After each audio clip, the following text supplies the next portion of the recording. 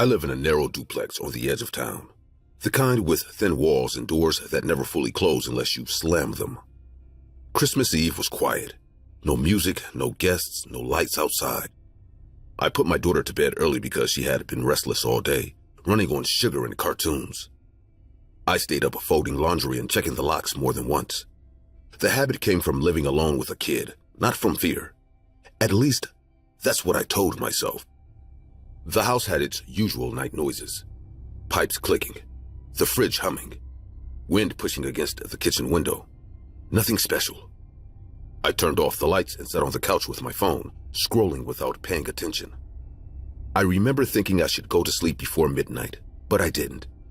I never do on Christmas Eve. I'm Marin.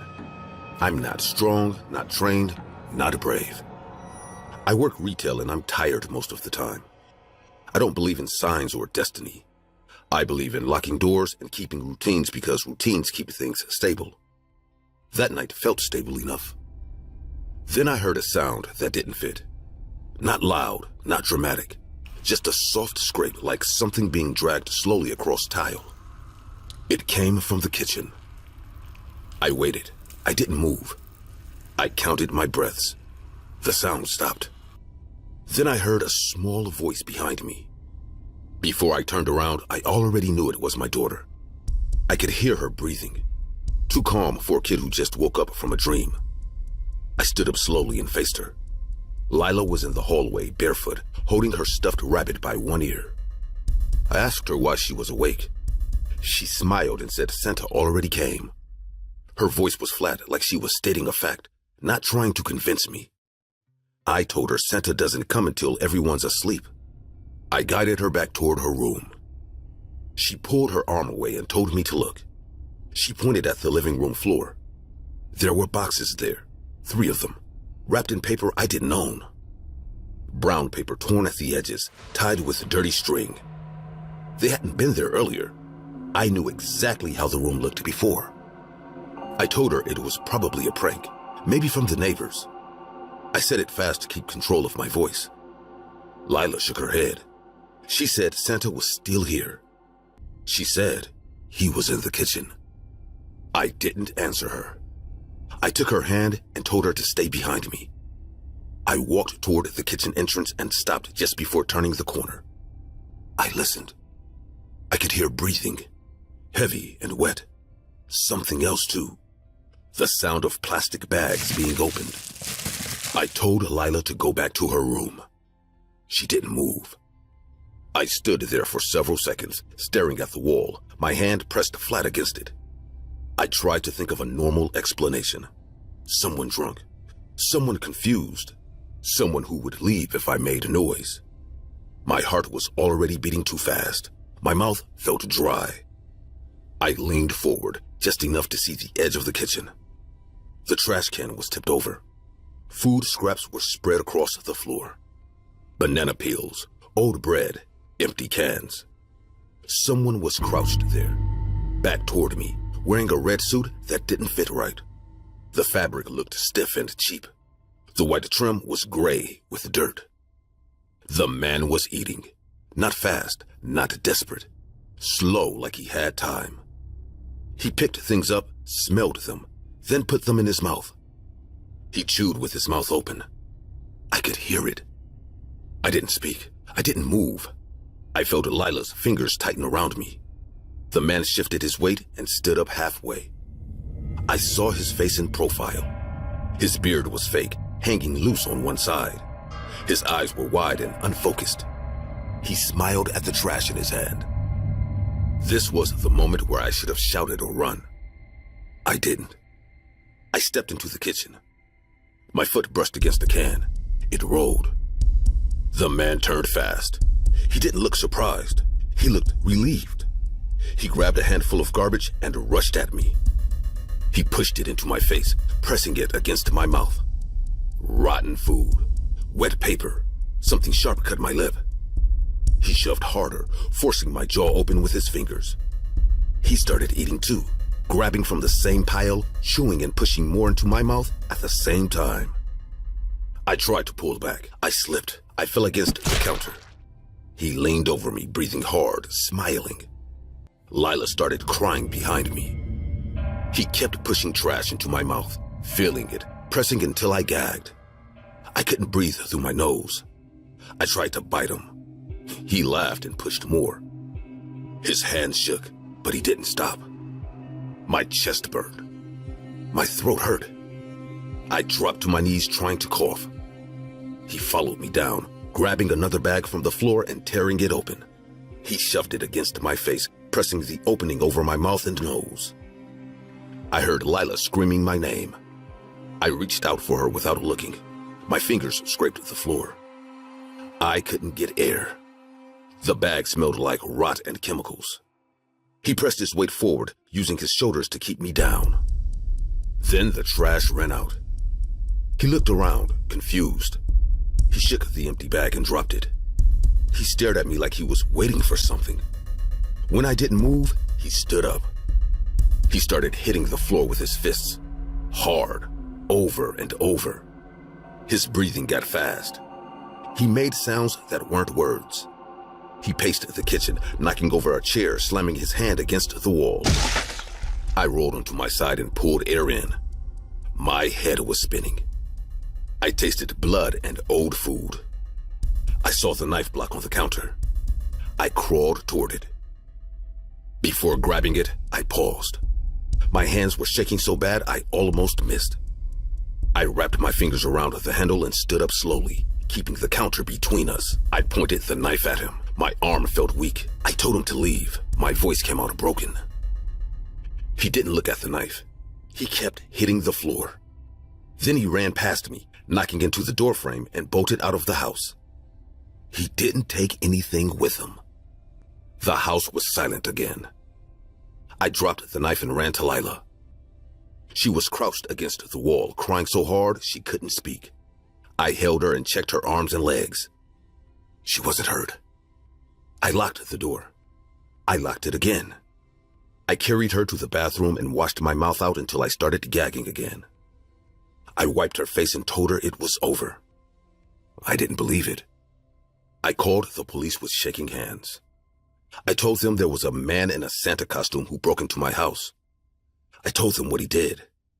I didn't try to explain why. I stayed on the line until I heard sirens. An officer arrived and checked the house.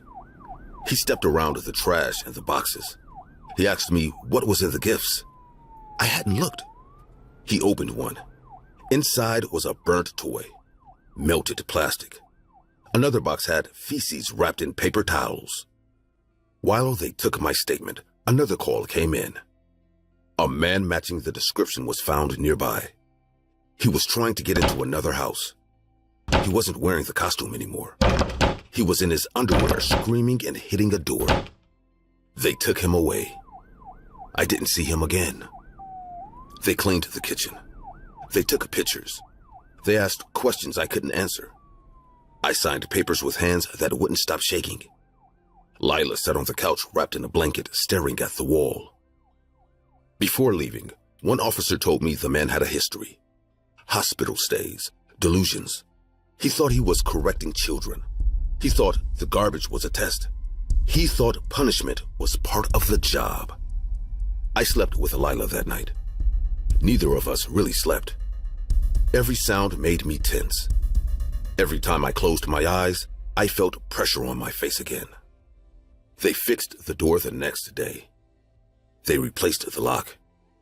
I threw out the trash can and everything in it. I scrubbed the floor until my knees hurt. Christmas passed without celebration. I didn't put the tree back up. I didn't explain Santa. I didn't need to. Weeks later, I saw the house where they caught him. The door had dents in it. The frame was cracked. I imagined him there, half naked, frantic, pounding to get in. Lila stopped asking about Santa. She started checking the kitchen before bed. I didn't stop her. I checked it too. Sometimes I still smell garbage when the room is clean. Sometimes I wake up coughing. I don't feel stronger. I don't feel like I want anything. I just feel lucky he ran out of trash.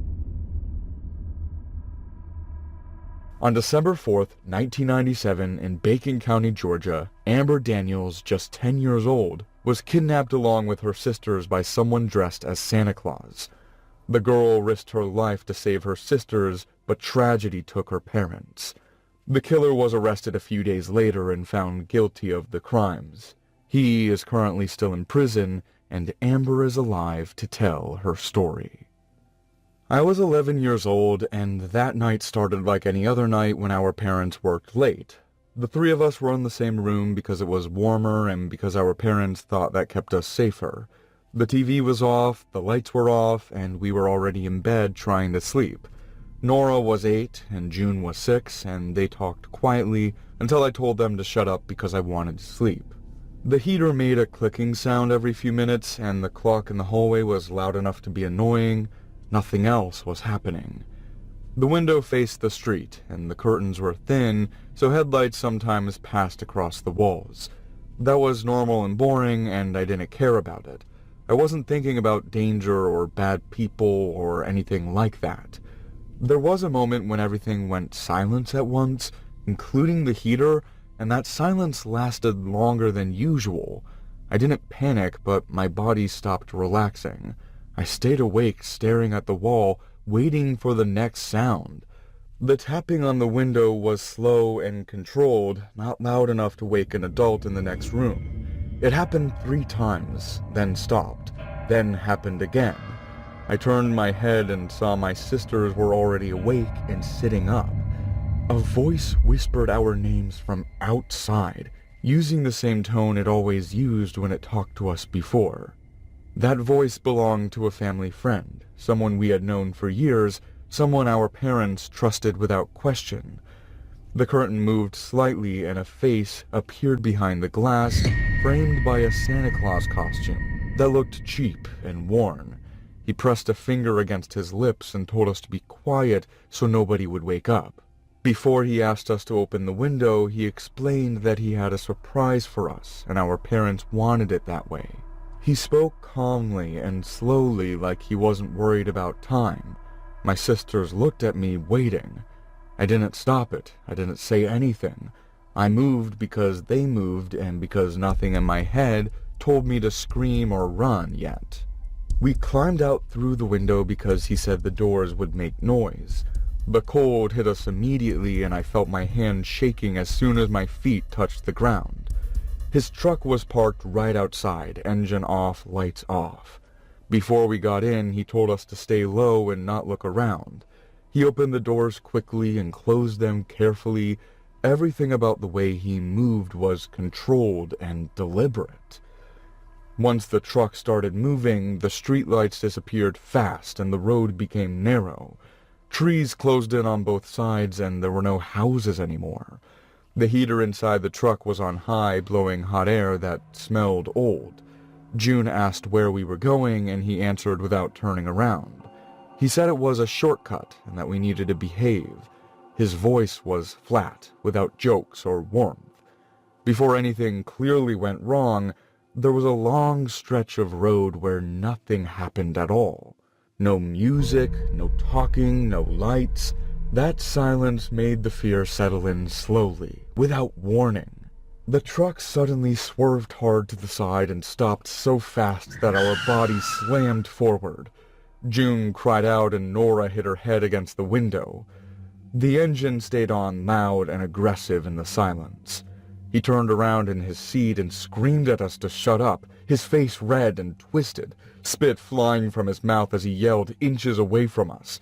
He slammed his hand against the dashboard again and again, asking if we wanted to ruin everything. My body locked up completely. I couldn't move, couldn't speak, couldn't even look away. I was sure he was going to hit one of us or pull the gun right there and end it inside the truck.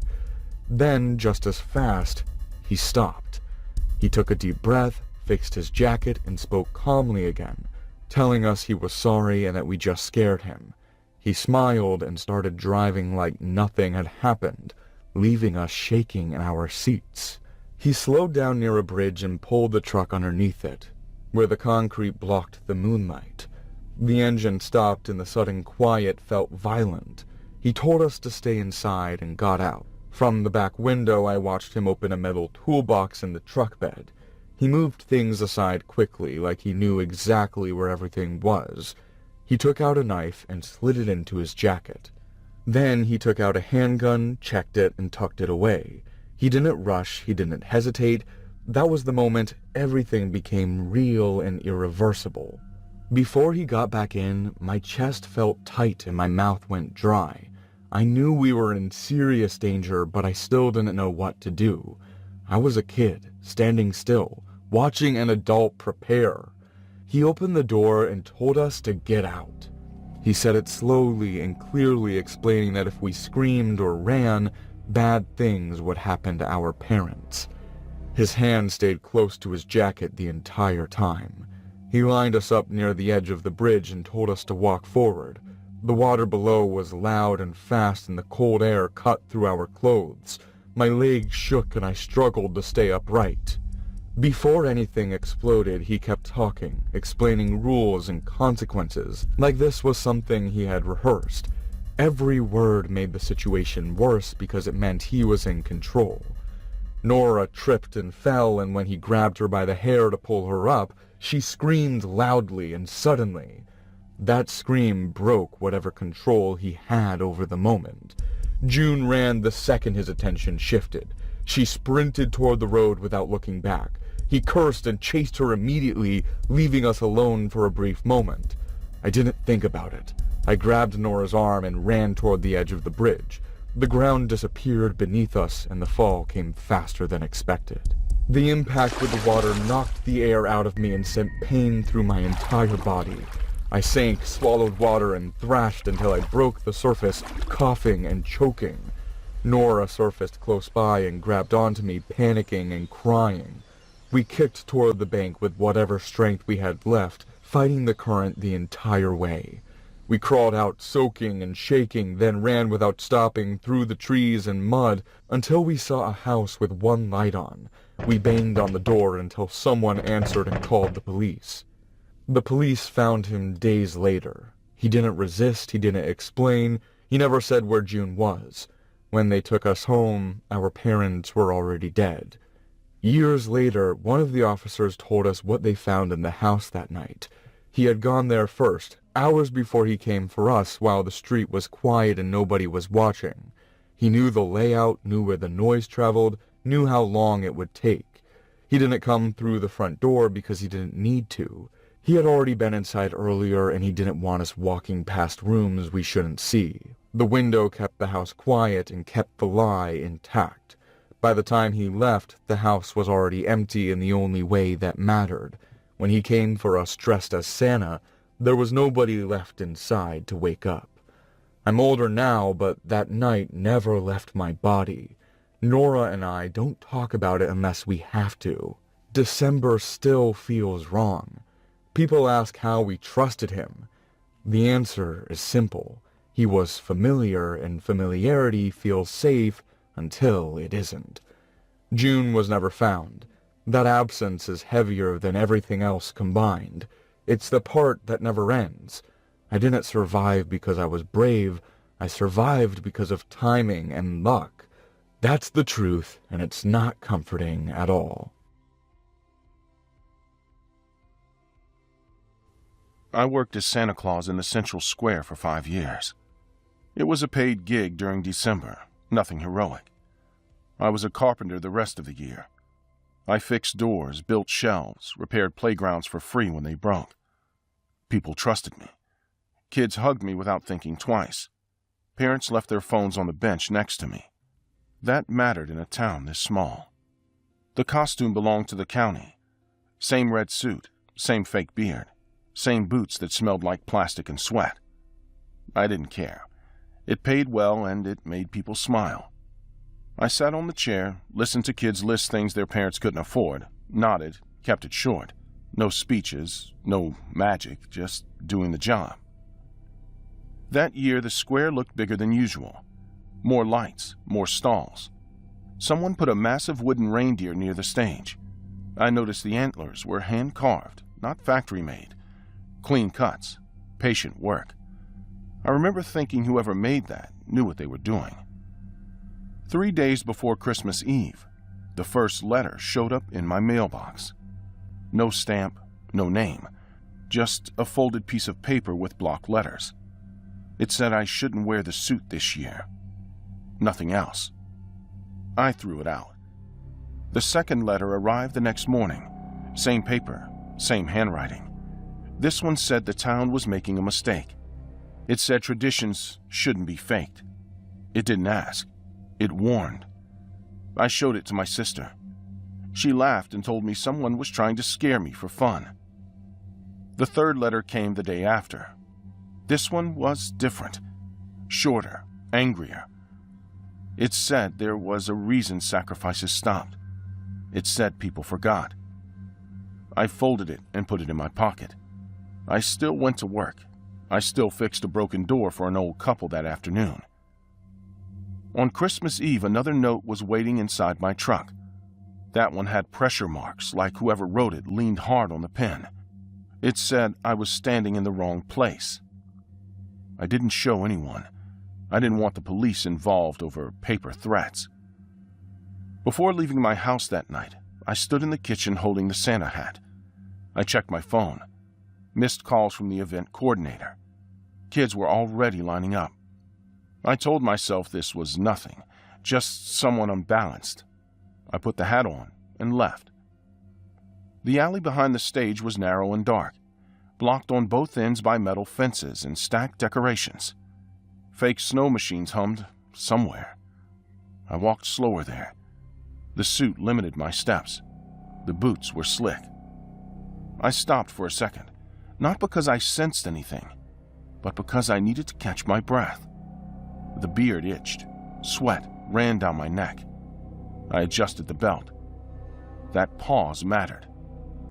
Something hit me from the side, hard, wood against ribs. I fell forward and my shoulder slammed into a crate. Before I could get up, another blow landed on my back, precise, not wild. I tried to turn, but my boot got caught under a cable. The mask was the first thing I saw when I looked up. A carved reindeer face, real wood, eye holes clean cut. The antlers were short, but sharp at the tips. The person wearing it didn't rush. They stepped closer and raised the weapon again. "You are not the chosen one!" The blow landed on my arm. I felt something crack. I screamed, not a shout, a broken sound. I rolled and the next hit missed my head by inches. The attacker adjusted immediately and kicked my side. I couldn't breathe. The mask leaned closer. "You are not the chosen one." I tried to crawl. My glove tore at the ground. Another hit landed on my leg. I felt heat and then nothing there. Someone screamed nearby. The attacker stepped back once, like checking time, then ran. I stayed there bleeding, staring at the wooden antlers disappearing between red lights and plastic trees. I woke up in the hospital with my arm in a cast and my ribs wrapped tight. The doctor told me I was lucky. Broken arm, cracked ribs, deep bruises. If one hit landed higher, I wouldn't be there. The police asked questions. I told them everything. The letters, the mask, the phrase. They had nothing. Too many people, too many costumes. The attacker blended in. Someone thought it was part of a show at first. The town canceled the rest of the event. Decorations came down overnight. People stayed inside. Parents called the school asking questions nobody could answer. I stayed in bed, watching the ceiling. 2 days later, an old man came to see me. His name was Walter. He said he knew the mask. He said he knew who did it. He didn't say the name out loud. He said he used to belong to the same group. Before he spoke more, he closed the door and checked the hallway. His hands shook. He told me this wasn't about me. Not really. He said I was in the way. Walter talked slow, like saying it too fast would bring something back. He said decades ago, before the square, before the fair, The town followed a winter ritual. Not church, not folklore for tourists. Something smaller and stricter. Every December 25th, one man was chosen, dressed, honored, then taken away. It was called protection. Ice storms used to kill people here. Crops failed, roads disappeared under snow. After the sacrifices started, the winter softened. Walter said it stopped when outsiders arrived, when the town grew, when no one wanted blood on holidays anymore. The records were hidden in the library basement. Old town council notes, buried, not destroyed. He leaned closer to my bed and told me the costume mattered. Not the Santa part, the role. A man loved by everyone, visible, trusted. The mask wasn't random. It was carved the same way as the old ones. "You are not the chosen one." Walter said the attacker believed the spirit was coming back. He believed the winter would punish the town. He wasn't trying to kill me fast. He was trying to stop a replacement, to reset the cycle. That night, someone broke into the hospital storage room. They didn't come to my floor. They took nothing important, just tools, wood chisels. The police didn't connect it. The attacker was caught 2 nights later in the library basement. He didn't run. He was carving another mask when they found him. Smaller, cleaner, finished. The antlers were longer. They brought him past my room in handcuffs. I didn't want to look. I did anyway. He turned his head as much as the cuffs allowed. "You are not the chosen one." They said he didn't resist. Said his name didn't matter. Said he smiled when they told him winter was mild that year. Walter disappeared after that. Nobody found him. I didn't go back to the square. Someone else wore the suit the next year, a volunteer from another town. Nothing happened. No storms, no sacrifices. I quit the Santa job. I went back to carpentry. People still waved. Some avoided eye contact. The reindeer decoration never returned. The town said it was damaged in storage. Sometimes I get mail with no return address. Blank paper, no words, just pressure marks where something heavy rested on it. Every December 25th, I stay inside. I lock the door. I listen to the weather report. It's not like I believe something is going to happen. But the fear never really leaves. You are not the chosen one.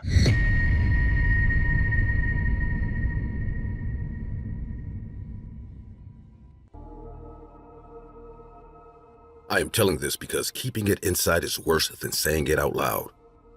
My name is not important, but my son's name was Eddie. And he was 10 years old when this happened. He was curious, stubborn, and always distracted by animals, especially dogs. That day, we went shopping after school to buy shoes and a jacket. Nothing special, just another routine afternoon. The shopping area was busy but normal, with people walking fast and cars stopping and starting near the sidewalks. Eddie stayed close to me at first, walking beside the cart, asking questions I barely answered because I was tired and focused on finishing quickly. I remember checking prices and thinking about dinner, not paying enough attention to anything else. Near the parking lot entrance, Eddie stopped walking. A stray dog was sitting near a trash bin, calm and quiet with dirty fur and soft eyes. The dog looked friendly, but what caught my attention was how he was watching Eddie.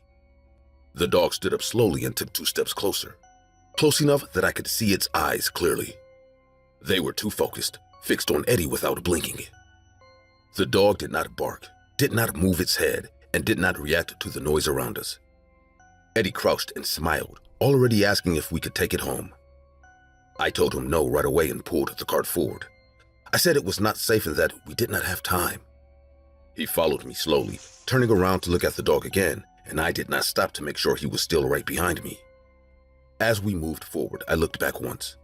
The dog had not followed us, but it had turned its head and was still staring in our direction, completely still as if waiting. Inside the store, everything felt normal for a few minutes. I stood in line, paid for the shoes, and listened to the cashier talk about discounts I did not care about. My phone buzzed in my pocket, but I ignored it because I wanted to leave. When I turned around to tell Eddie we were done, he was not there. At first, I thought he had stepped a few feet away, maybe to look at toys or displays near the entrance. I called his name in a normal voice and waited. Nothing happened. I walked toward the door and looked outside, expecting to see him standing near the car or the sidewalk. He was nowhere. My breathing started to change as I walked faster, calling his name louder, checking every corner he could have reached. I asked employees if they had seen a boy in a blue hoodie. They all shook their heads. The noise around me grew louder, and my hands started shaking as I realized too much time had passed. At the edge of the park, I saw the narrow alley between two buildings. It led away from the street, dark, even during the afternoon. I did not want to go there, but my body moved before I could stop it. Before stepping into the alley, I stopped and listened, trying to hear anything familiar, but there were no voices and no footsteps coming from inside. My heart was beating so hard I could feel it in my throat, and my hands were wet with sweat as I took a step forward. A few meters in, I saw one of Eddie's sneakers lying on the ground. It was on its side, still tied, not thrown, not crushed. My stomach dropped and my legs felt weak as I picked it up.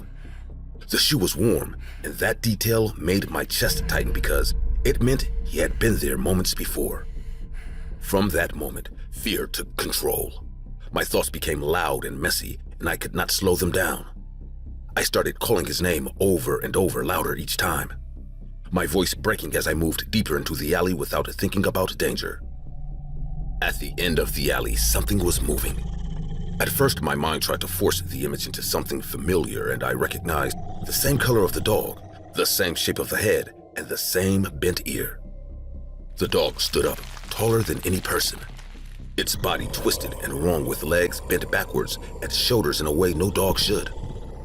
The creature turned toward me, and I saw the same eyes I had seen earlier, unchanged, fixed, and focused. Its mouth was wider now, its teeth wrong, chewing slowly with blood running down its chin. I froze because my body refused to move, and fear became heavy and sharp, pressing down on me until breathing felt like work. The thing turned toward me, chewing slowly, blood covering its mouth, not rushing, not hiding. Before it moved, my vision blurred, and my ears rang as panic took full control. I recognized the fur, the color, and the shape of the head, and that realization hit me harder than fear itself. This was the same dog my son had touched minutes earlier, the same one that had waited quietly near the trash bin. My body reacted late because part of my brain still tried to reject what my eyes were seeing. The creature suddenly rushed forward, faster than I expected, its movements heavy and certain like it already knew I could not stop it. As it closed the distance, I saw its face clearly, stretched and wrong, but with the same fixed eyes that had stared at Eddie in the parking lot. I felt a sharp, tearing pain as its claws ripped into my forearm, pulling skin and flesh apart with force, and the impact sent me crashing hard against the wall. I fell to the ground screaming, pressing my back against the cold surface, watching it pass me instead of finishing the attack. As it moved away, it spat something onto the ground near my feet. It was a small plastic dinosaur, dirty and wet, one I recognized instantly, and that moment broke something inside me because there was no doubt left about what it had done. My body shook uncontrollably as blood soaked through my sleeve and my arm burned and throbbed with every heartbeat. I tried to stand and failed, my legs refusing to support my weight. I dragged myself forward using one arm, crying loudly, calling Eddie's name again and again, even though I already knew there would be no answer. The creature ran toward the street, dropping to all fours as it moved, its steps louder and heavy, moving exactly like the animal it had pretended to be before. I heard distant screams and sudden car horns as it disappeared, leaving me bleeding and broken in the alley, unable to follow and unable to look away from what it had left behind. Before the ambulance arrived, I sat on the curb shaking violently, unable to stop crying or focus on the voices around me. My arm was wrapped in cloth, but blood kept seeping through, and every movement sent pain through my body. The police asked questions while the medics worked, speaking quickly and calmly as if this was normal. I tried to explain what I saw, struggling to find words, my voice weak and uneven. When I described the creature, their expressions changed, and they stopped writing.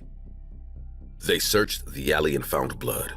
Too much to explain, but they did not find Eddie. The word missing followed every report, every call, every update. No one said dead, but no one said alive either. Days turned into weeks filled with interviews, searches, and posters. I replayed every second in my head, blaming myself for looking away, for saying no to the dog without holding his hand, for not noticing sooner that he was gone. At night, my arm ached, and the scar pulled and burned for no reason. Sleep became short and shallow, filled with images I could not escape. Eddie was declared missing, not dead, and that word follows me everywhere I go. I moved away and changed everything I could, but nothing feels safe anymore. I avoid dogs. I can't look at their eyes. And I watch children closely, even when they are not mine. Carol and I wanted to go on a weekend getaway, somewhere quiet. We were driving on a rural highway late at night. I was tired, but I didn't say it out loud. Carol had been looking forward to this trip for months, and I didn't want to ruin it before it even started. The road was narrow with no lights, no houses, and no signs for miles. Just asphalt, fields, and darkness. The engine noise was steady, but every bump made me grip the wheel harder. Carol leaned back in her seat, scrolling through photos she had saved for the trip, talking about places we'd stop at. I answered when I had to, but my attention stayed on the road. We hadn't seen another car in a long time. That alone made me uneasy, even if I didn't fully admit it to myself. There's something about being completely alone on a road that makes every decision feel heavier. Stopping, speeding up, even changing lanes feels like it matters more than usual. And that's when the headlights caught a small figure on the side of the road. At first, I thought it was an animal. My foot eased off the gas without me thinking about it. As we got closer, the shape didn't move away. It stood upright, too still, right at the edge of the asphalt. Carol leaned forward, squinting through the windshield. It was a child. A boy, alone, barefoot, wearing clothes that didn't match the cold air. He didn't wave or step back. He just watched the car approach, his arms hanging straight down like he was waiting for something to happen. Before stopping, there was a long second where neither of us spoke. I felt my chest tighten and my hands started to sweat on the steering wheel. Every instinct told me this was a bad idea, but I ignored it because the alternative felt worse. I pulled over. The boy climbed into the back seat without hesitation. He didn't ask if it was okay. He didn't say thank you. He sat straight, his hands on his knees, his eyes fixed forward. When he spoke, his voice was flat and slow, like he was repeating words he had learned recently. He said his mom was coming. The silence after that felt wrong. Not quiet in a peaceful way, but heavy, like we were all holding our breath. I checked the mirror again and again. The boy's eyes never left me. He didn't blink. Not once. My skin started to crawl, and I felt my heart picking up speed. Carol tried to talk to him, asking him where he came from and where his mom was. His answers were short and off. He didn't explain anything. He didn't react the way kids usually do. No fear, no confusion, no emotion at all. Just words, spaced out, carefully placed. Before anything happened, there was a stretch of road that felt endless. The darkness ahead seemed thicker, even though nothing had changed. I realized I was holding my breath and forced myself to breathe again. My hands were shaking now, and I tightened my grip on the wheel to hide it. The boy finally said his mom was close. He said she was running. I asked how she could keep up with the car. He didn't answer. Carol turned to look at him, and that's when he smiled. His eyes blinked, one at a time. His breathing became shallow without me noticing. His shoulders were tight, almost locked in place, and my jaw hurt from watching him clench his. I kept adjusting my grip on the wheel because my palms were slick with sweat. Every few seconds I checked the mirrors again, even though nothing new appeared. Carol noticed my tension and asked if I was okay, but my voice came out stiff when I answered. I didn't feel okay, and my body reacted faster than my thoughts could keep up. My stomach dropped hard, and fear hit me all at once. Not panic, not screaming fear, but the kind that makes your body go cold. I looked back at the road, and my foot pressed down on the gas without me deciding to do it. In the headlights, something appeared behind us, low to the ground, fast, moving in a way that made no sense. It ran on all fours, but its body didn't move like an animal. Its head stayed level, locked on the car, while the rest of it stretched and contracted with each step. Before the impact, everything sharpened. The sound of the engine, Carol breathing fast, my own pulse pounding in my ears. I could feel how weak we were inside that car, how thin the doors suddenly felt. The thing opened its mouth as it ran. I saw teeth meant to tear, not chew. The boy in the back seat let out a short laugh, and his body started to change. His limbs bent wrong, his shape shifted, skin pulling tight over moving bone. I swerved, too late. As the creature closed the distance, my vision narrowed. I couldn't focus on anything except the shape behind us and the road directly ahead. My arms felt weak, like they might stop responding at any moment, and I had to force them to keep steering straight. My foot pressed harder on the gas, my leg trembling from the effort. Carol grabbed the handle above the door, her knuckles turning white, her breathing fast and uneven. The car left the road and crashed hard into the ditch. Metal screamed, glass shattered, and my head slammed forward. When I came back to myself, everything hurt, and the world felt tilted. Carol was screaming my name, and that sound snapped me into motion. Before I could reach her, weight slammed into the hood. The windshield cracked under the pressure, spreading lines across the glass. The creature's face pressed close, its features twisted, stretched into something almost human, but not enough to be mistaken. It ripped the passenger door open and grabbed Carol. She fought, kicking and clawing, her fear loud and real. I tried to move faster, but my leg wouldn't work right. I dragged myself across the seat, useless, watching every second pass. The creature pulled her out onto the road. I heard her head hit the asphalt. I screamed until my throat burned. Then headlights flooded everything, and a pickup truck hit the creature at full speed. Bone broke. The impact threw it into the trees. At the edge of the forest, the boy stood watching, his face twisted in panic before he ran into the dark.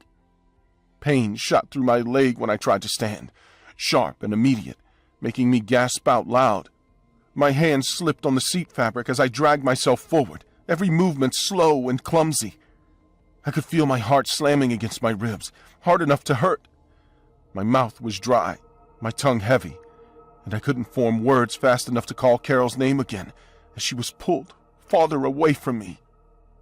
People arrived quickly after that. Sirens, voices, hands pulling me away from the wreck. Carol was alive, barely, her body torn and bleeding. I couldn't stop shaking, even when they wrapped a blanket around me. They asked questions. I answered some of them, not all. The story became an animal attack. Everyone agreed on that because it was easier. The driver swore he hit a deer. No one argued. No one searched the forest for long. No body was found. No explanation was needed. I knew better, but I stayed quiet. Carol survived, but parts of that night are gone from her memory. Doctors say trauma does that. I don't correct them. It's better this way. I don't drive on rural highways anymore. I avoid empty roads. I avoid places where help is far away. I stay where people are, even if I don't talk to them.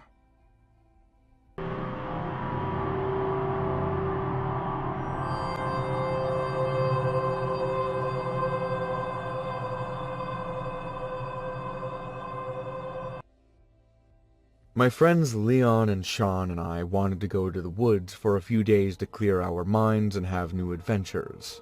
We went to a much more remote forest about which there are several urban legends, but that's the case with almost all forests, and we didn't believe in those things. The road to the camping area was narrow and poorly marked. There were no other cars, no cabins, no signs of recent activity. Our phones lost signal long before we arrived. I noticed it and felt uneasy, but I didn't say anything. I didn't want to be the one who complained over nothing. We set up camp quickly. 2 tents, the fire pit, a small table. The forest around us looked normal, but it felt empty. No animals, no distant movement. I told myself it was just a quiet place. As night fell, we sat near the fire and talked about random things. Work, old stories, plans that didn't matter. I kept glancing at the trees without realizing it. I wasn't scared yet, but I wasn't comfortable either. When the fire started to fade, Sean asked who wanted to get more wood. Leon stood up immediately and grabbed the flashlight. He didn't hesitate. He didn't even look back at us. He just walked toward the trees and disappeared into the dark. At first I wasn't worried.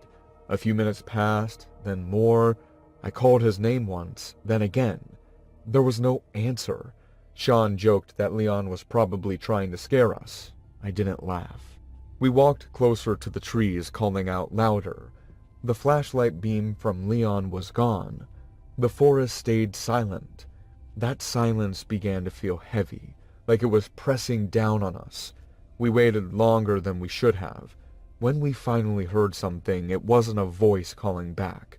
It was a low, broken sound, uneven and strained, coming from deeper in the woods. We followed the sound together, moving slowly.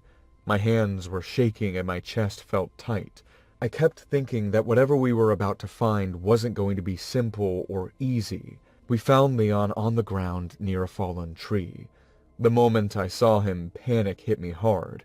His clothes were torn. His skin was scraped and dirty. His face looked swollen, wrong in a way I couldn't ignore. He was alive, but barely responsive. Sean dropped beside him, calling his name over and over. Leon tried to speak, but the words came out slow and broken. His breathing was uneven, and his eyes wouldn't focus properly. I felt sick just looking at him. Getting him back to camp was difficult. He leaned heavily on us, barely able to stand. Every step made him let out weak sounds of pain. My heart was racing and I kept turning around, afraid something would come out of the trees behind us. Before anything else happened, there was a stretch of time where everything felt frozen. Leon sat on the ground wrapped in a blanket, shaking. The fire crackled weakly. The forest stayed quiet, too quiet, like it was holding its breath. A noise came from behind the camp, slow and uneven, like someone moving carefully. Fear hit me instantly, sharp enough to make my stomach drop. I looked at Sean, then at the injured Leon on the ground. Leaving them felt wrong, but staying felt worse. I told Sean not to move and stepped toward the sound. I walked into the trees with the flashlight shaking in my hand. My breathing was loud, rushed, and completely out of control. Every few steps I stopped, listening, forcing myself forward even though my legs felt weak. Then someone stepped into the light. It was Leon, clean, unharmed, standing upright. My mind locked up, unable to process what I was seeing. Relief and confusion crashed together so hard it made me dizzy. He spoke fast, explaining that he had gotten lost, that something chased him deep into the woods, something that didn't move right. He said he hid, ran, and kept moving until he was sure it was gone. His voice shook, and this time it sounded real. I told him we already found him and that he was hurt back at camp. Leon's face changed immediately. Fear replaced confusion. He grabbed my arm and told me that wasn't possible. He said the thing following him could copy voices and shapes. His grip was weak, his hand trembling badly. He tried to move faster, but his legs gave out. He stumbled, breathing hard, barely able to stay standing. I didn't stop. I pulled my arm free and ran. Sean screamed. I ran alone, branches hitting my face and arms as I pushed through the trees. Leon shouted my name behind me, his voice breaking, telling me to stop, telling me not to go back. He couldn't keep up. The scream from the camp drowned everything else. When I reached the firelight, the scene was already destroyed. The blanket lay empty on the ground. Sean was on his knees, dragging himself backward in the dirt. The thing that had been sitting with us wore Leon's face, but its body moved wrong now. Joints bending too far, head tilted unnaturally.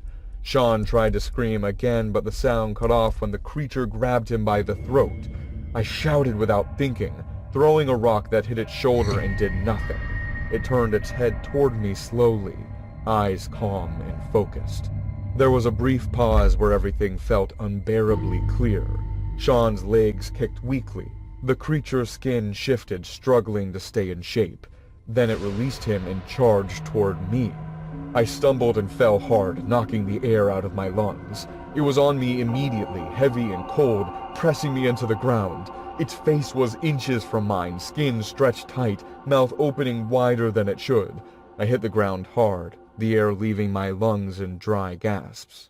The creature was on me immediately, its weight crushing my chest, pinning my arms uselessly against the dirt. I couldn't push it away. I couldn't reach for anything. My hands slipped on the ground as I tried to move, panic flooding my body so fast I couldn't think. Its face was inches from mine, wearing Leon's features stretched too tight, eyes fixed on me without emotion. Its mouth opened wider than it should have, and a wet, uneven sound came from deep inside its throat. I kicked blindly, my heel scraping against its leg, doing nothing to slow it down. I knew with absolute clarity that I was not strong enough to stop it. A sound behind it pulled its attention away.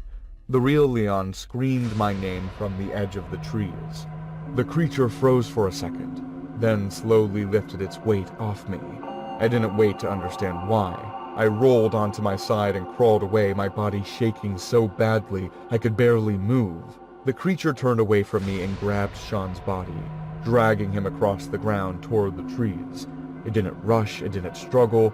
It took her like it had already decided this is how it would end. I forced myself up and ran, grabbing Leon as he stumbled toward me. We reached the car without looking back. The engine started after a short delay that felt endless.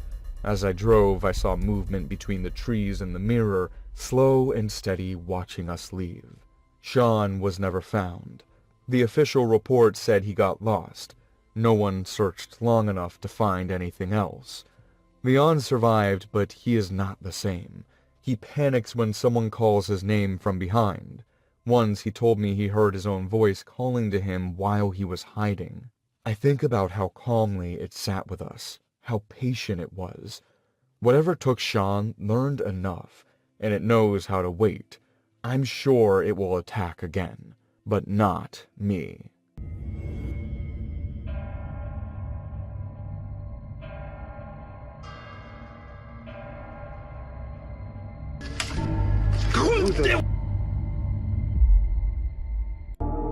Travis came into my life when he was barely alive. He had no mother, no place to go, and no chance if I didn't take him. The sanctuary explained everything in legal terms, risks and responsibilities, but none of that felt real when I held him for the first time. He was warm, small, and silent, and he calmed down when I touched him. I took him everywhere with me. We went shopping together, we walked through town, we posed for photos like any other family would. I dressed him like a child. He sat next to me, ate at the table, and watched television with the remote in his hands like it belonged there. Travis learned to copy human behavior fast. Those habits made me forget what he was, and over time, I stopped seeing limits.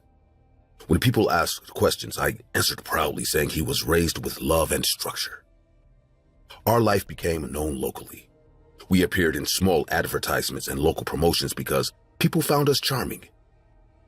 Strangers recognized us, waved, asked for pictures, and told me how lucky I was. Every smile reinforced the idea that I was doing the right thing. I didn't think of Travis as something wild living in my house. I thought of him as my son growing up in a world that didn't understand him. That belief shaped every choice I made after that, including the ones that destroyed us both. Travis grew in ways I couldn't slow down or manage. His strength arrived quietly at first, hidden inside normal movements like when he hugged too tight or grabbed my wrist without knowing his own power. I corrected him gently, the same way I always had, and he listened, at least for a while. As months passed, his reactions stopped matching the situations. Small noises made him stiffen. Unexpected movements caught his attention too fast. He would stare without blinking, breathing heavy like he was deciding something I couldn't see. When that happened, I felt uneasy but kept pretending control was still mine. People warned me directly.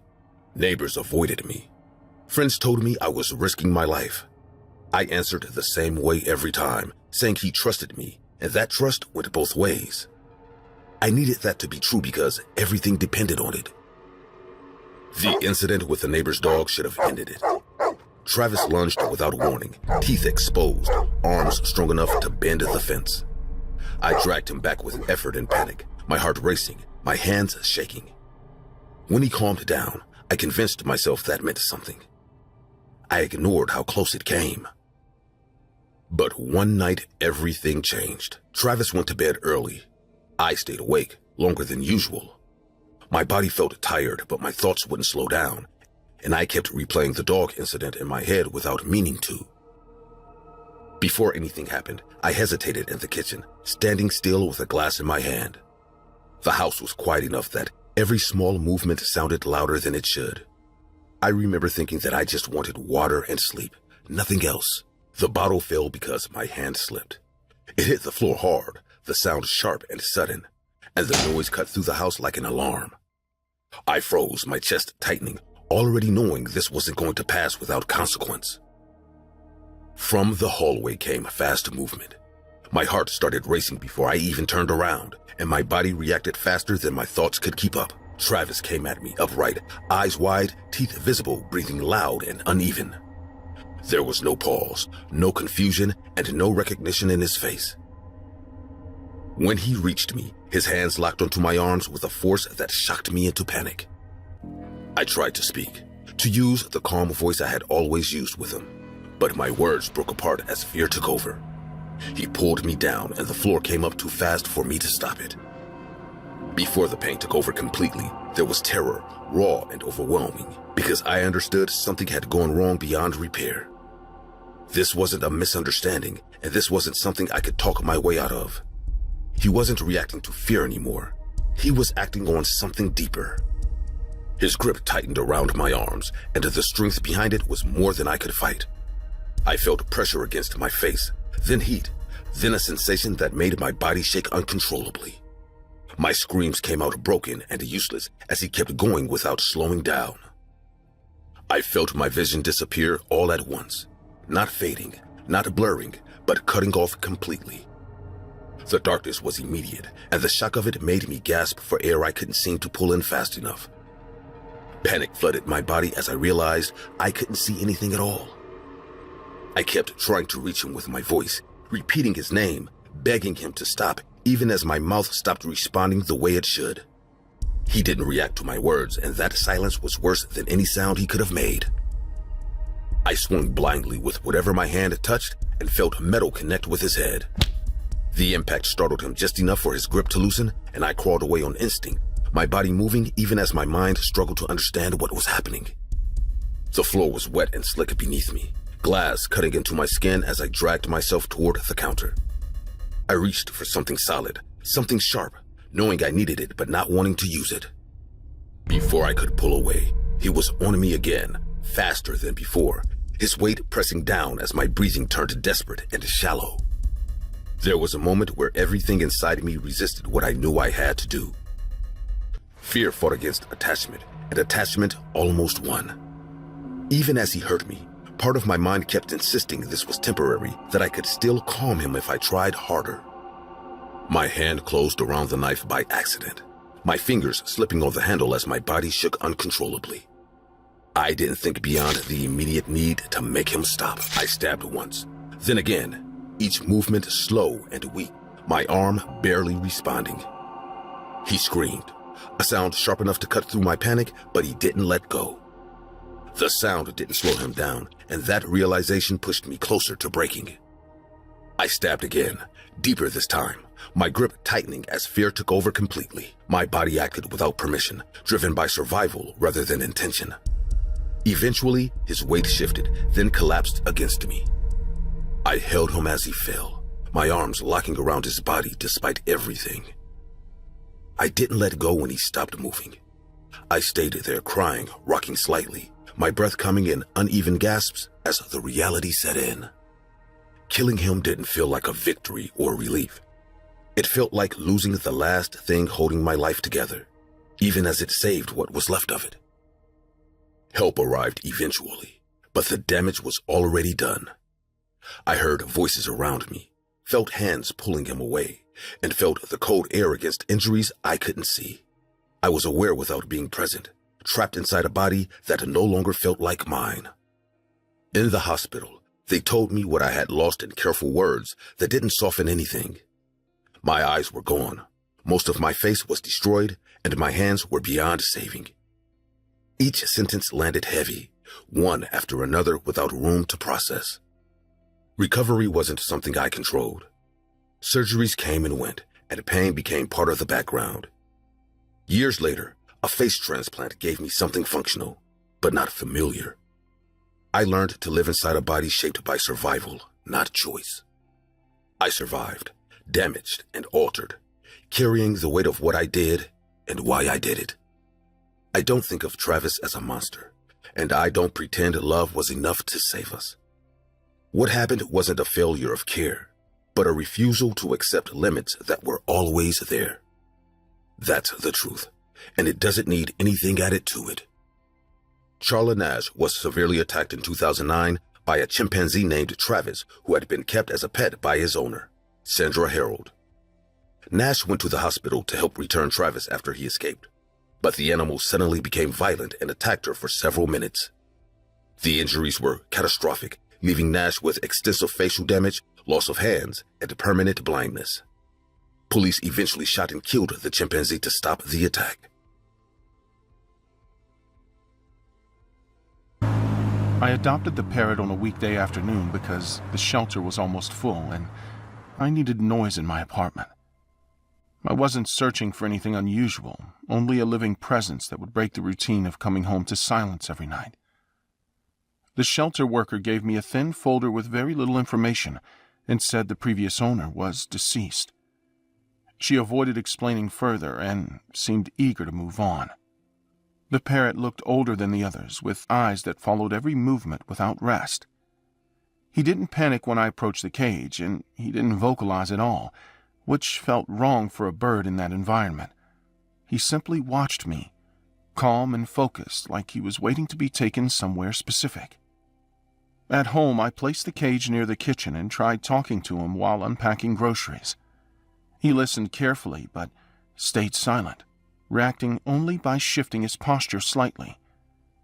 That silence stayed with me longer than it should have, making the apartment feel smaller than usual. That night he barely slept and kept moving inside his cage, scratching the bars and repositioning himself over and over. I told myself it was normal adjustment behavior, but the constant noise kept me awake and alert. Even then, I had no idea how deeply this animal was connected to something violent. The first few days passed with an uncomfortable calm that never fully settled. I fed him, cleaned the cage, and tried to teach him simple words, but he refused to repeat anything new.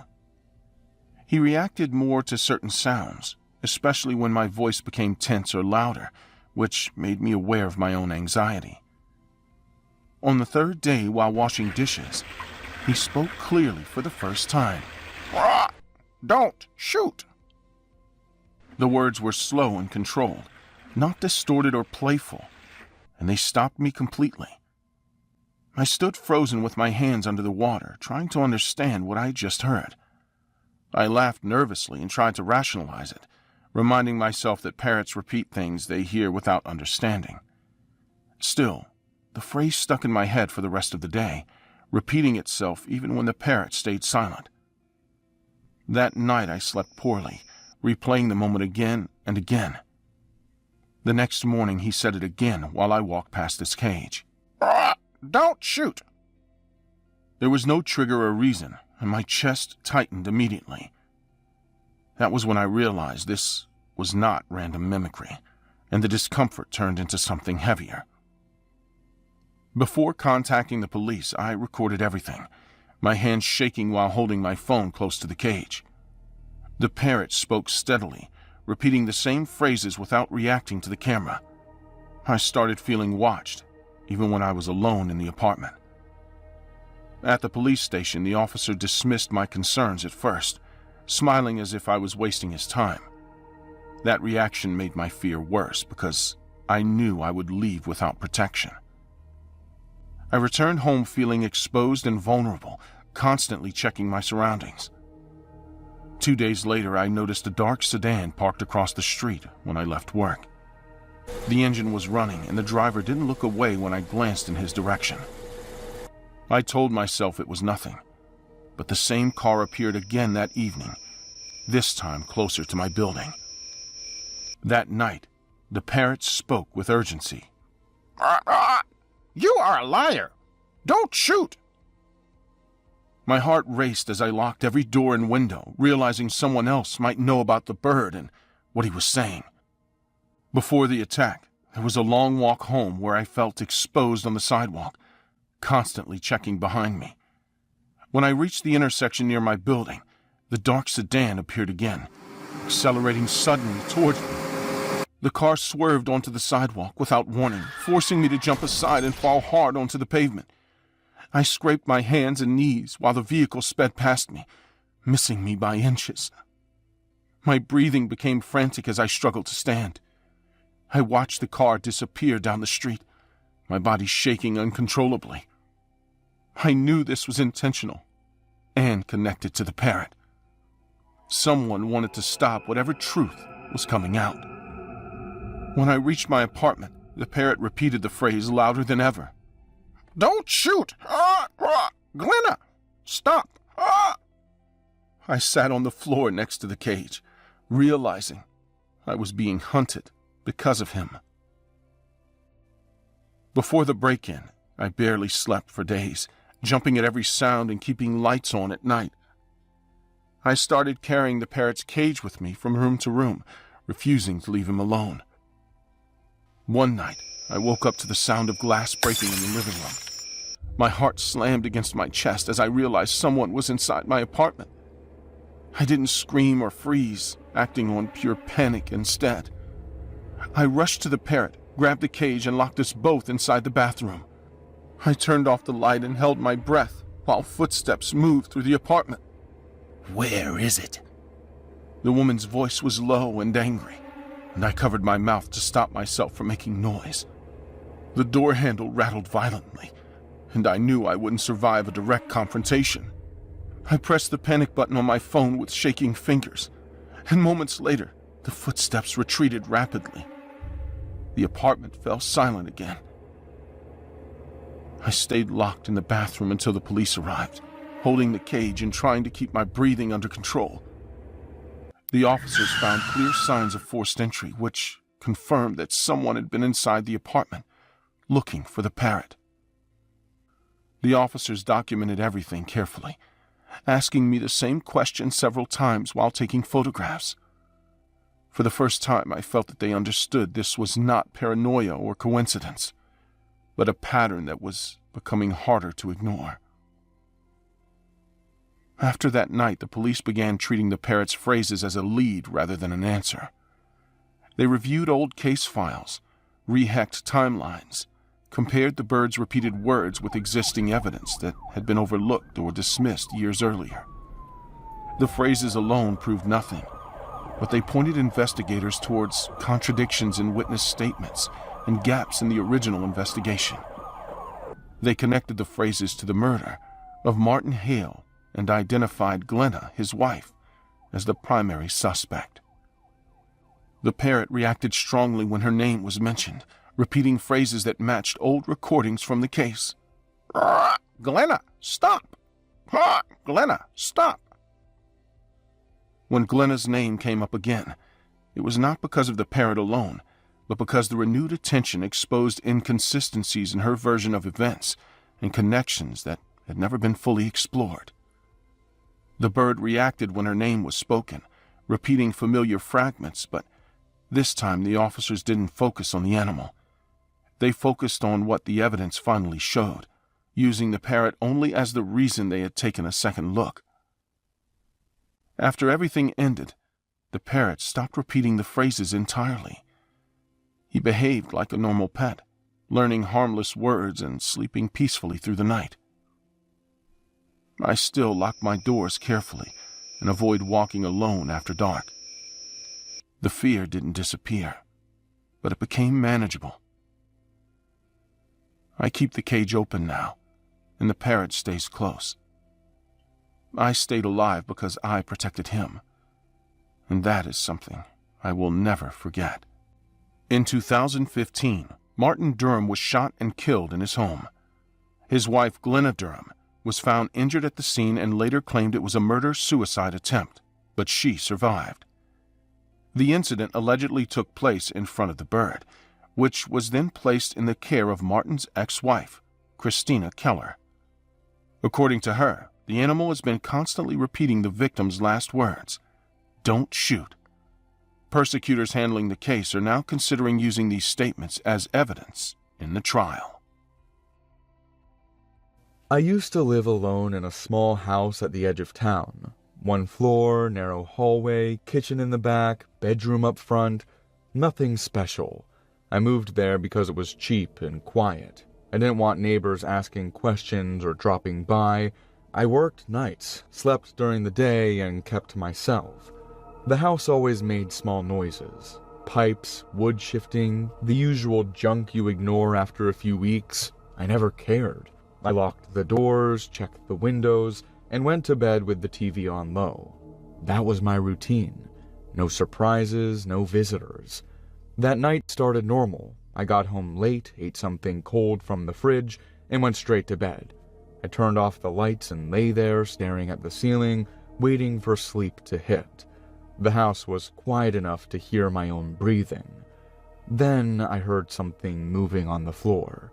Not pipes, not wind, a steady, soft tapping sound, like paws touching tile, slow and careful, crossing the living room.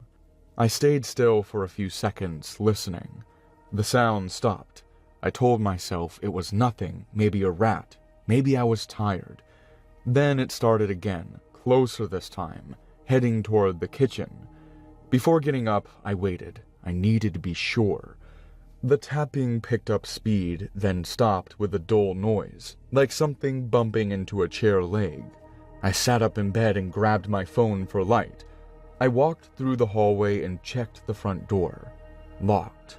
Windows closed, the back door was still bolted, the patio fence was high, old metal with no gaps. No way a dog could get in. I checked every room, slow and annoyed, finding nothing. I went back to bed, pissed off and wide awake. I lay there with the light on, staring at the door waiting for the sound to come back. My jaw was tight and my hands wouldn't relax. A few minutes later, something crashed in the kitchen. A chair fell hard against the floor. No delay this time. I jumped up and ran. Before entering the kitchen, I stopped at the corner. The light was off. I could hear nothing now. That silence dragged on longer than it should have. I stood there holding my breath, counting seconds in my head. When I turned the light on, the chair was on its side near the table, and on the floor, clear as day, were dirty dog paw prints. Big ones, wet, leading from the back door across the tiles straight into the room. I stared at them, trying to make sense of it. They were fresh, still shiny. I followed them slowly, my stomach tight, watching where they went. They didn't wander. They didn't loop around. They went in a straight line. The print stopped at a tall kitchen cabinet, one I never used. The door was closed. The handle was clean. No scratches, no dirt, just the prints ending right there like the animal had stepped into the wood. I grabbed the handle and yanked it open, hard. The cabinet was empty, no shelves broken, no space for anything to hide. I checked behind it, above it, around it. Nothing. My hands were shaking now, and I hated that. After that, I slept with every light on. It didn't help. The sounds came back every night, always the same. Paws on the floor, slow, careful, moving room to room like it knew the layout. Before each sound, there was always a pause, a stretch of silence that felt planned, like something was waiting for me to relax.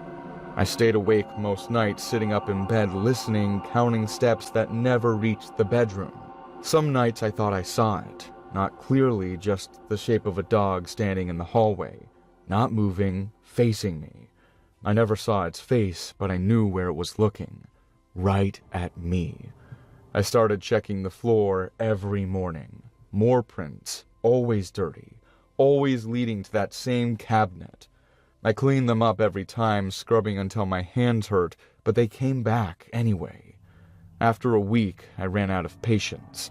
I packed a bag and stayed in a cheap hotel. I told myself I'd come back once my head was clear. 3 nights later, my money was gone and I had no choice. Before anything happened, there was silence. Not the normal kind, no pause, no house noise, just nothing. I stayed on my back, staring at the ceiling, counting breaths, waiting for the sound that always came. My leg was tense, ready to kick, even though I didn't know what I was preparing for. The pain exploded without warning. Teeth sank into my calf, deep and firm like a clamp. I screamed and tried to sit up, but the grip pulled me down instantly. Whatever had me didn't shake or growl, it just held on and dragged. My heel scraped the floor, my knee hit the bed frame, and I reached down trying to grab fur, but there was nothing there. My hands closed on air. I kicked backwards, sideways, anywhere. My foot slammed into the wall. I felt myself being pulled out of the bedroom, across the hallway, my shoulders hitting the corners. The bite didn't loosen. I screamed again, louder, calling for help. I knew when it come. My throat burned, but I kept yelling. I managed to twist enough to crawl forward, dragging myself toward the front door.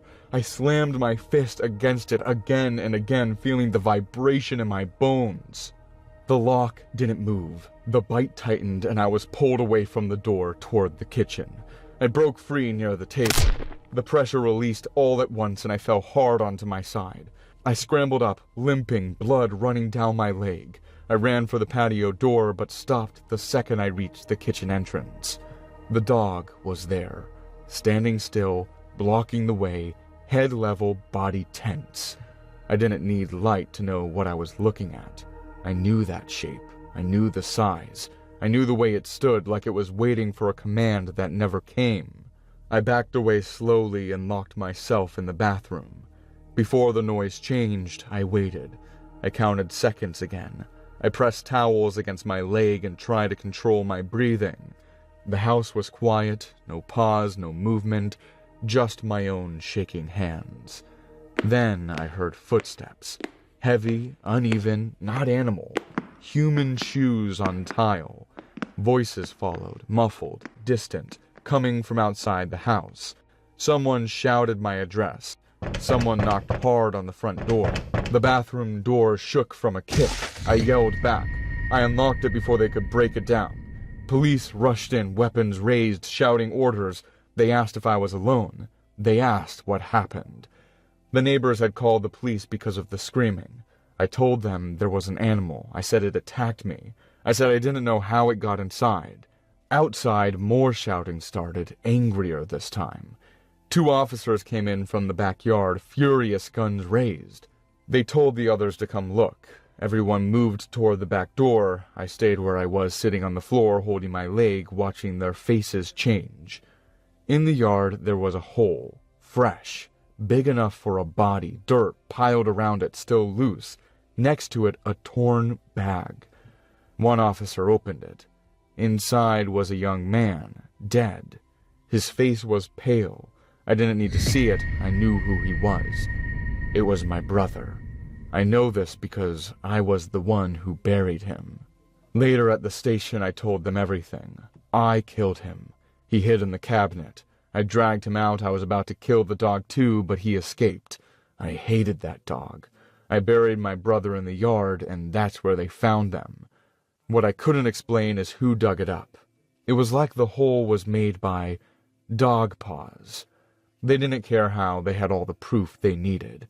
That dog that visited me, it wasn't alive, not anymore.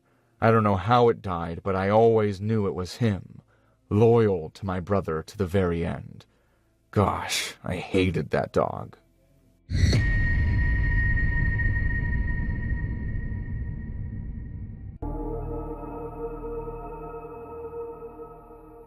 I stayed home because work did not stop for holidays, and someone had to cover the late shift that week. My wife took the kids to visit her family, and I helped load the car without complaining because staying alone sounded easier than traveling with noise and obligations. When they left, the house felt empty, but manageable, like a place waiting to be used properly. I ordered food I usually do not eat, turned on the TV, and planned to stay awake late without worrying about anyone else. I walked through the house once, locking doors and windows, not because I was afraid, but because it was routine. The cameras were on, the alarm was set, and everything looked normal on the screens. I sat on the couch and tried to relax, but silence is never fully quiet when you are alone. Every sound stands out more, even the harmless ones. I told myself it was fine and focused on the screen, forcing my attention to stay there. The night was supposed to pass without any interruption, without any reason to remember it later. I had no idea how fast that plan would fall apart. The doorbell rang once, sharp and loud, and I froze on the couch instead of standing up. I muted the TV and listened, hoping it would stop and prove it was nothing. It rang again, longer this time, followed by a fist hitting the door hard enough to shake it. I opened the camera feed instead of the door. A young woman stood outside, crying so hard her face was twisted and red. She kept turning her head, scanning the street behind her, shaking like she could barely stay upright. She screamed for help and begged whoever was inside to open the door. I hesitated because everything about the situation felt wrong. But then I thought about my daughter. I imagined her alone, terrified, begging a stranger for help while someone watched her from the dark. That thought pushed past my doubt and made the decision for me. I unlocked the door and opened it. She rushed inside, nearly knocking me over, and screamed for me to close it. I slammed the door shut and locked it while my heart started racing faster than it should have. Before she spoke clearly, the tension in the room climbed fast and heavy, pressing into my chest until breathing felt harder than it should. She paced back and forth, rubbing her arms and neck like something was crawling on her skin, and she could not stay still for more than a second. She told me they were after her and that they were close, and her voice cracked every time she tried to explain. When I asked who they were, she changed the subject, jumped to another thought, and then circled back without finishing anything. Her eyes never stopped moving. I told her I could call the police, trying to keep my voice calm, but she reacted instantly and violently. She yelled that calling them would get her killed and that phones were how they tracked people. She grabbed my wrist and squeezed hard enough to hurt, begging me not to do it. At that point, fear hit me fully because her grip was strong and desperate, and her face was twisted with panic that felt contagious. My heart was pounding, my hands were shaking, and I could feel sweat running down my back while I tried to pull away. Before anything broke, she stopped suddenly and stared at her arm like it was not hers. Her breathing changed, becoming short and fast, and she whispered that something was moving under her skin. She dug her nails in and screamed when blood appeared, shouting for me to get it out. Before the house turned into chaos, there was a moment when I realized I had lost control completely. She was no longer asking for help or explaining anything, and her movements became sharp and unpredictable, like she could snap in any direction. She ran into the kitchen and started ripping drawers open, throwing knives and utensils onto the floor without caring where they landed. I followed her at a distance, terrified of getting too close, trying to talk her down while my voice shook badly. She grabbed a glass, smashed it against the counter, and pressed the broken edge into her arm again while screaming that insects were digging deeper. Blood ran down her skin and onto the floor, and the sound of it hitting tile made my stomach turn. I stepped forward and tried to grab her arms, but she reacted instantly and slammed her elbow into my ribs. The pain was sharp and breath-stealing, and I fell back into a chair that collapsed under my weight.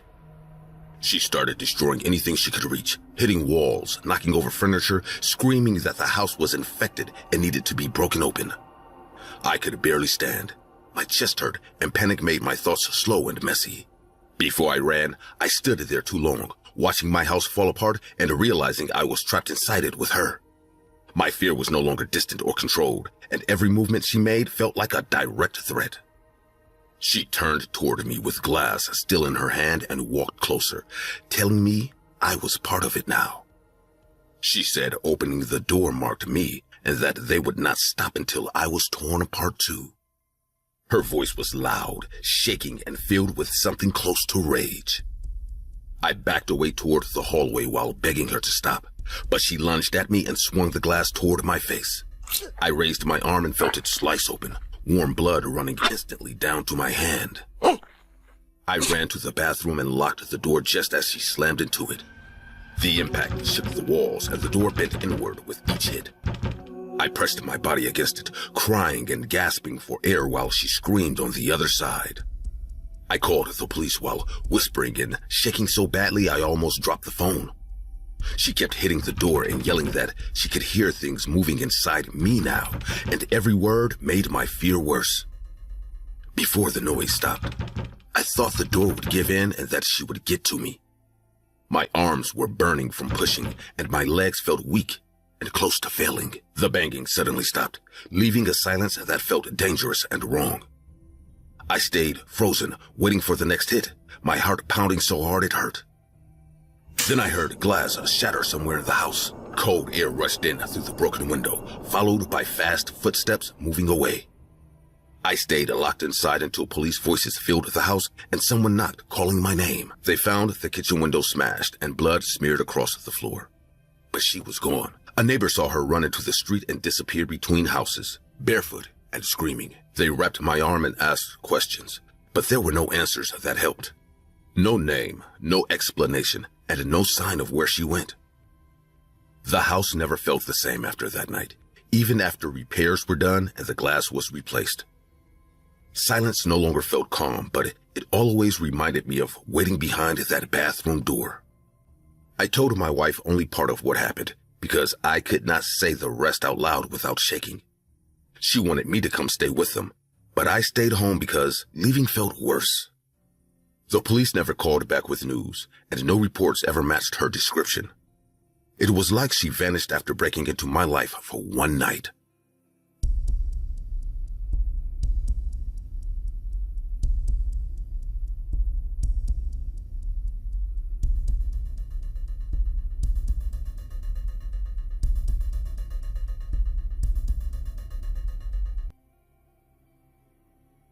I was just another man scrolling through Tinder at night, sitting alone in my apartment killing time because sleep never came easily anymore.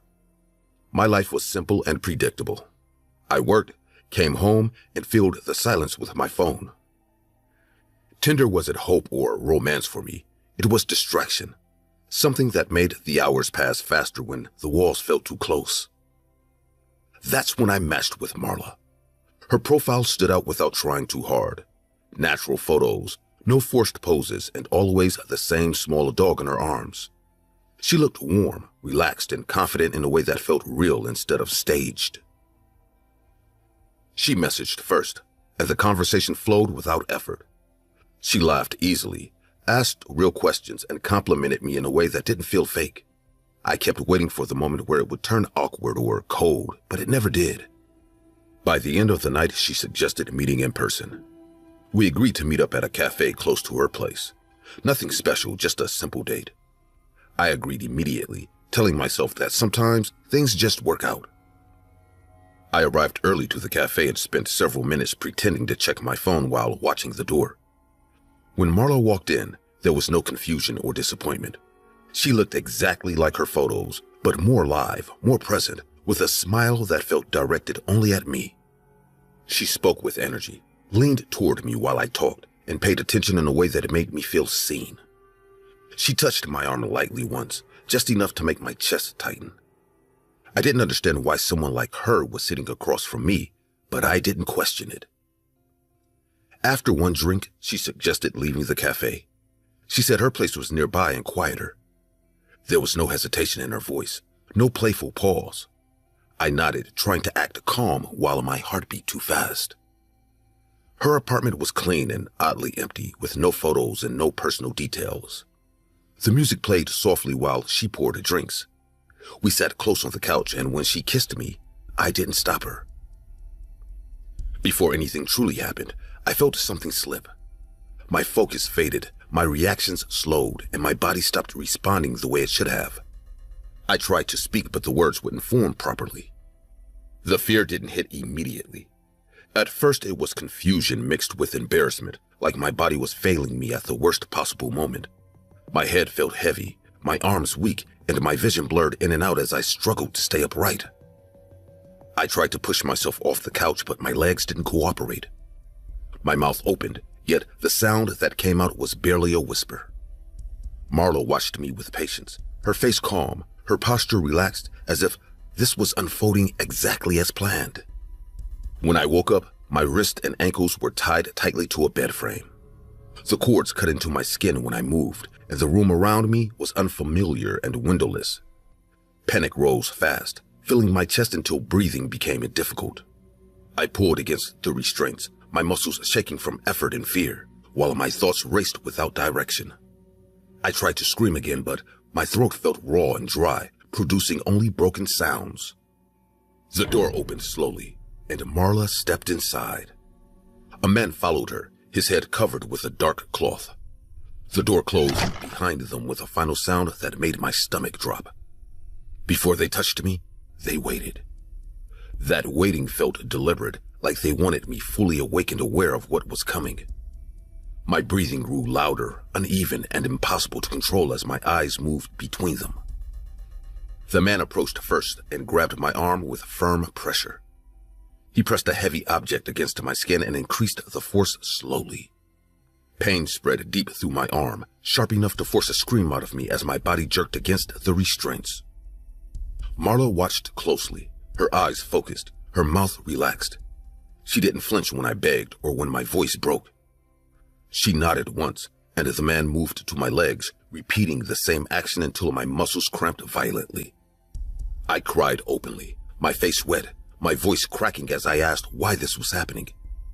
I told them they had the wrong person, that I didn't know them, that I would do anything to make it stop. Marla laughed softly, not out of humor, but out of satisfaction. She stepped closer and looked directly into my face. You really don't remember? I swear I don't know you. You remember what you chose to forget. She spoke about the dog, the small white dog, the night I hit it with my car and drove away without stopping. The memory came back with brutal clarity, tightening my chest until it hurt to breathe. I didn't interrupt her. I couldn't. My body shook uncontrollably, not just from pain, but from understanding exactly why I was there. She explained how she found me using cameras, license plates, and weeks of watching my routine. She talked about patience, about planning, and about knowing that someone like me would eventually look for connection online. I knew you would swipe. You always do. The man returned to the bed and twisted my fingers one by one, slow enough to make each movement count. The pain forced screams out of me that I couldn't control, my body arching uselessly against the restraints. I begged again, apologizing repeatedly, promising anything I could think of. My words overlapped and tangled, sounding desperate and weak even to my own ears. Marla leaned close enough that I could feel her breathe. You didn't stop. You didn't look back. They left me there afterward, alone, shaking and exhausted, my body aching everywhere they had touched. When Marla returned, she cut the ropes without ceremony. She didn't apologize or threaten me. She simply told me to get dressed and leave. I failed trying to stand, my legs barely holding me upright. She watched without helping as I struggled toward the door. The hallway outside was empty, cold, and smelled old, like no one truly lived there. Days later, I realized the apartment wasn't hers. The building was abandoned. The Tinder profile disappeared. The phone number stopped working. There was nothing to trace. I thought about reporting everything, but every time I tried to speak, the image of that dog came back, lying broken on the street while I drove away. I deleted Tinder and stopped looking for company online. I avoid driving at night whenever possible, and sudden sounds still make my chest tighten. I don't think of Marla every day, but I never forget her. I don't believe she wanted to kill me. She wanted me to carry it with me, and I deserved it.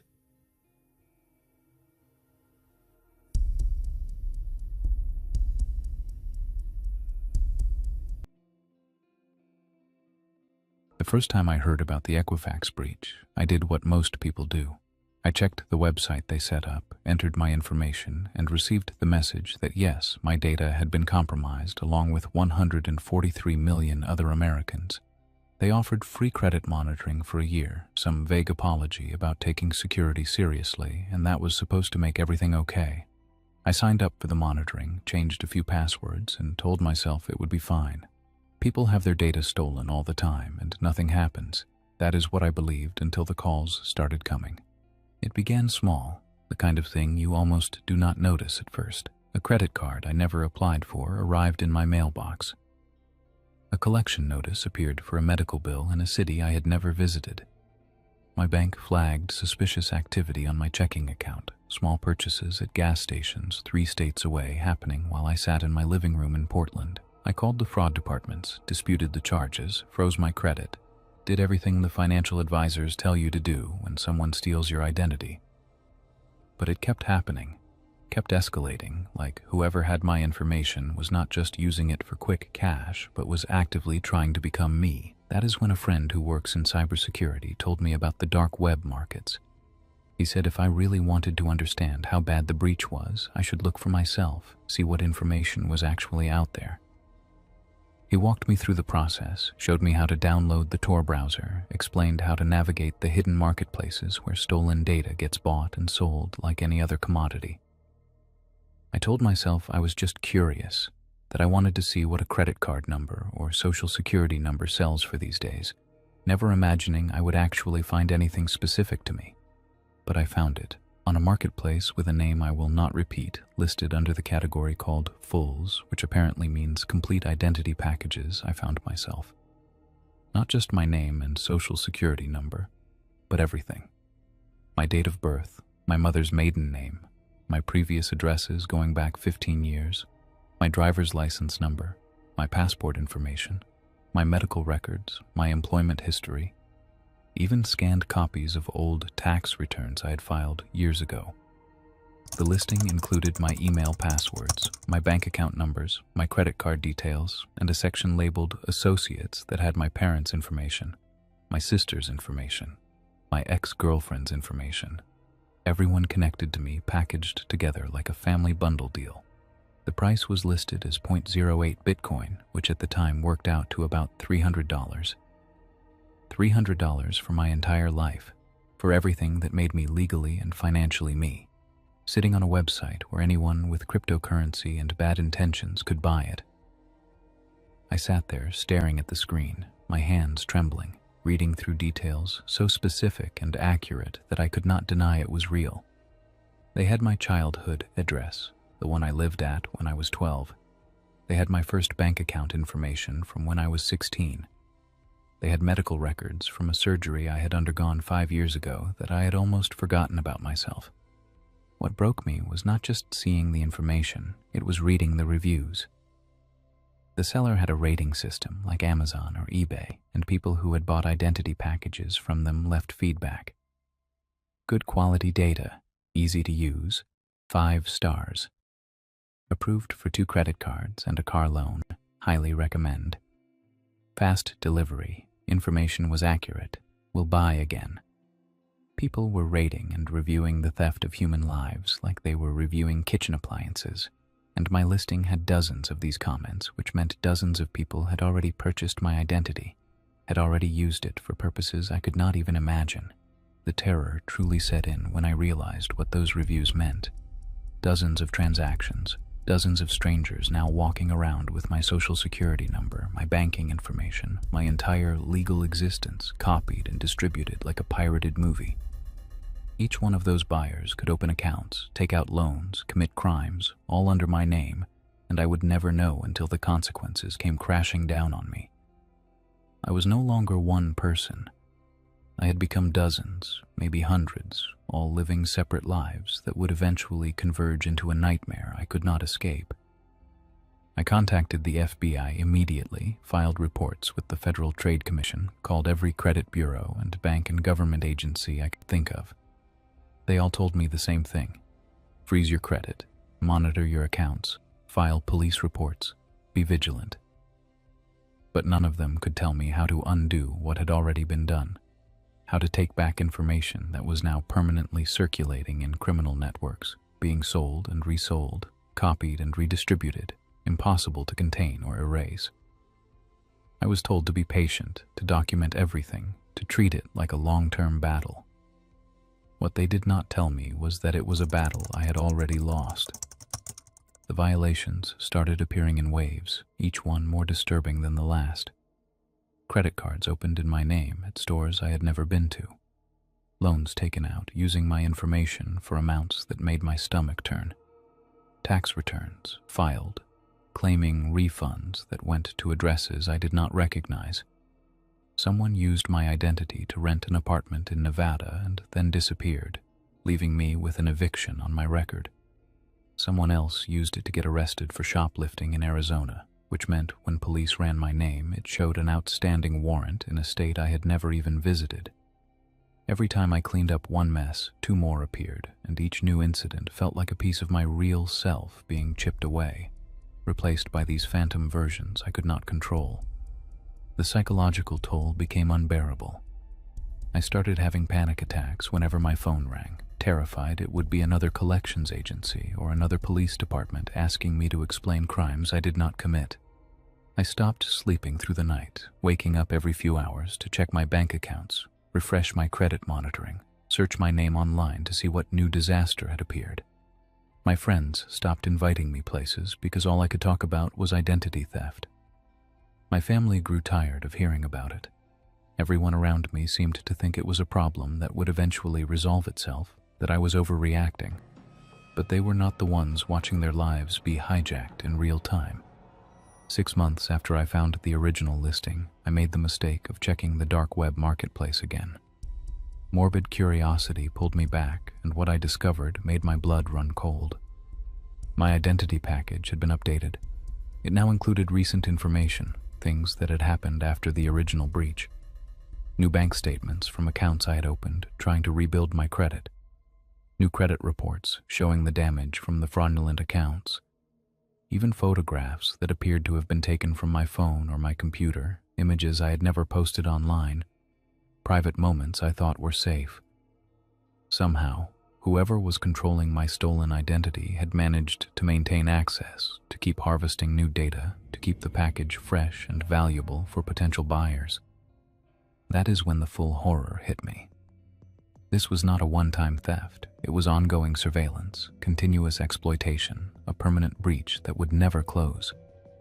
Someone, somewhere, had access to my devices, my accounts, my private life, and they were feeding that information back into the marketplace, ensuring my identity stayed profitable. Every password I changed, every security measure I implemented, somehow they stayed one step ahead, pulling new data, updating the listing, keeping me trapped in a cycle I could not break. I started seeing evidence of the other me everywhere. A background check for a job application showed addresses I had never lived at. A rental application was denied because someone with my name and social security number had destroyed their credit in another state. I received a jury duty summons for a county I had never been to. Medical bills arrived for procedures I never had. Each incident was a reminder that I was no longer in control of my own identity, that somewhere out there, possibly multiple somewheres, people were living as me, making decisions in my name, creating records and histories and consequences that would follow me for the rest of my life. The breaking point came when I tried to renew my driver's license. The DMV clerk looked at my file, frowned, and told me there was a problem. According to their system, I had already renewed my license 3 months ago at a different location, and the photo on file was not me. It was a stranger, someone with my name and birthday and social security number who had walked into a government building and successfully convinced them he was me. I stood there holding my old license, trying to prove to the clerk that I was the real version, and for the first time I realized that legally, officially, I might not be anymore. I changed my name eventually, went through the legal process, got new documents, started building a new identity from scratch. But even that does not feel entirely safe because the old identity is still out there, still being bought and sold on dark web marketplaces, still accumulating damage that might someday loop back to me. I cannot use social media anymore, cannot post photos or share personal details, cannot even tell people my real birthday without wondering if that information will end up in another listing being sold to another stranger.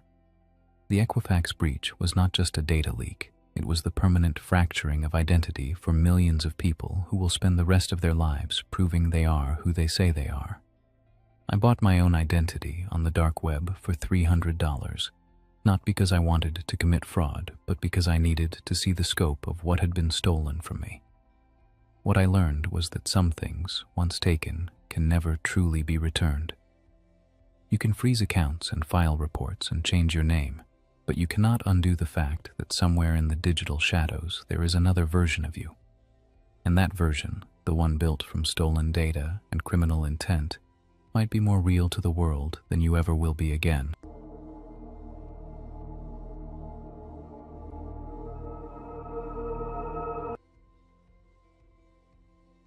The night I realized sleep was no longer safe, my son was 3 months old and the world outside was already falling apart. The pandemic had shut down everything, and I was still pretending that working from home meant stability. I spent my days answering emails that led nowhere, trying to look calm while numbers on the screen kept dropping. My wife noticed, even when I stayed quiet, and the baby felt it too, because he cried more when I held him. Losing my job didn't happen with drama or shouting. It happened with a short call, a dry voice, and a promise that meant nothing. After that, every day felt smaller. Bills arrived faster than answers. I slept less and ate less and started snapping at things that didn't matter. My wife tried to keep the house steady, but fear was already settling in, even if we didn't name it. When her mother offered us the house in the countryside, it felt like a last option, not a choice. The place was far from the city, surrounded by trees, with no neighbors close enough to hear anything.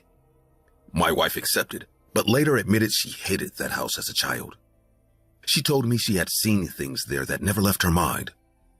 I brushed it off because fear felt like a luxury we couldn't afford. We packed, left the city, and told ourselves this was temporary. I believe I could control everything as long as I stayed awake and alert. That belief didn't last long. During the day, the house behaved. It looked old but harmless, with long corridors and thick doors that closed too softly.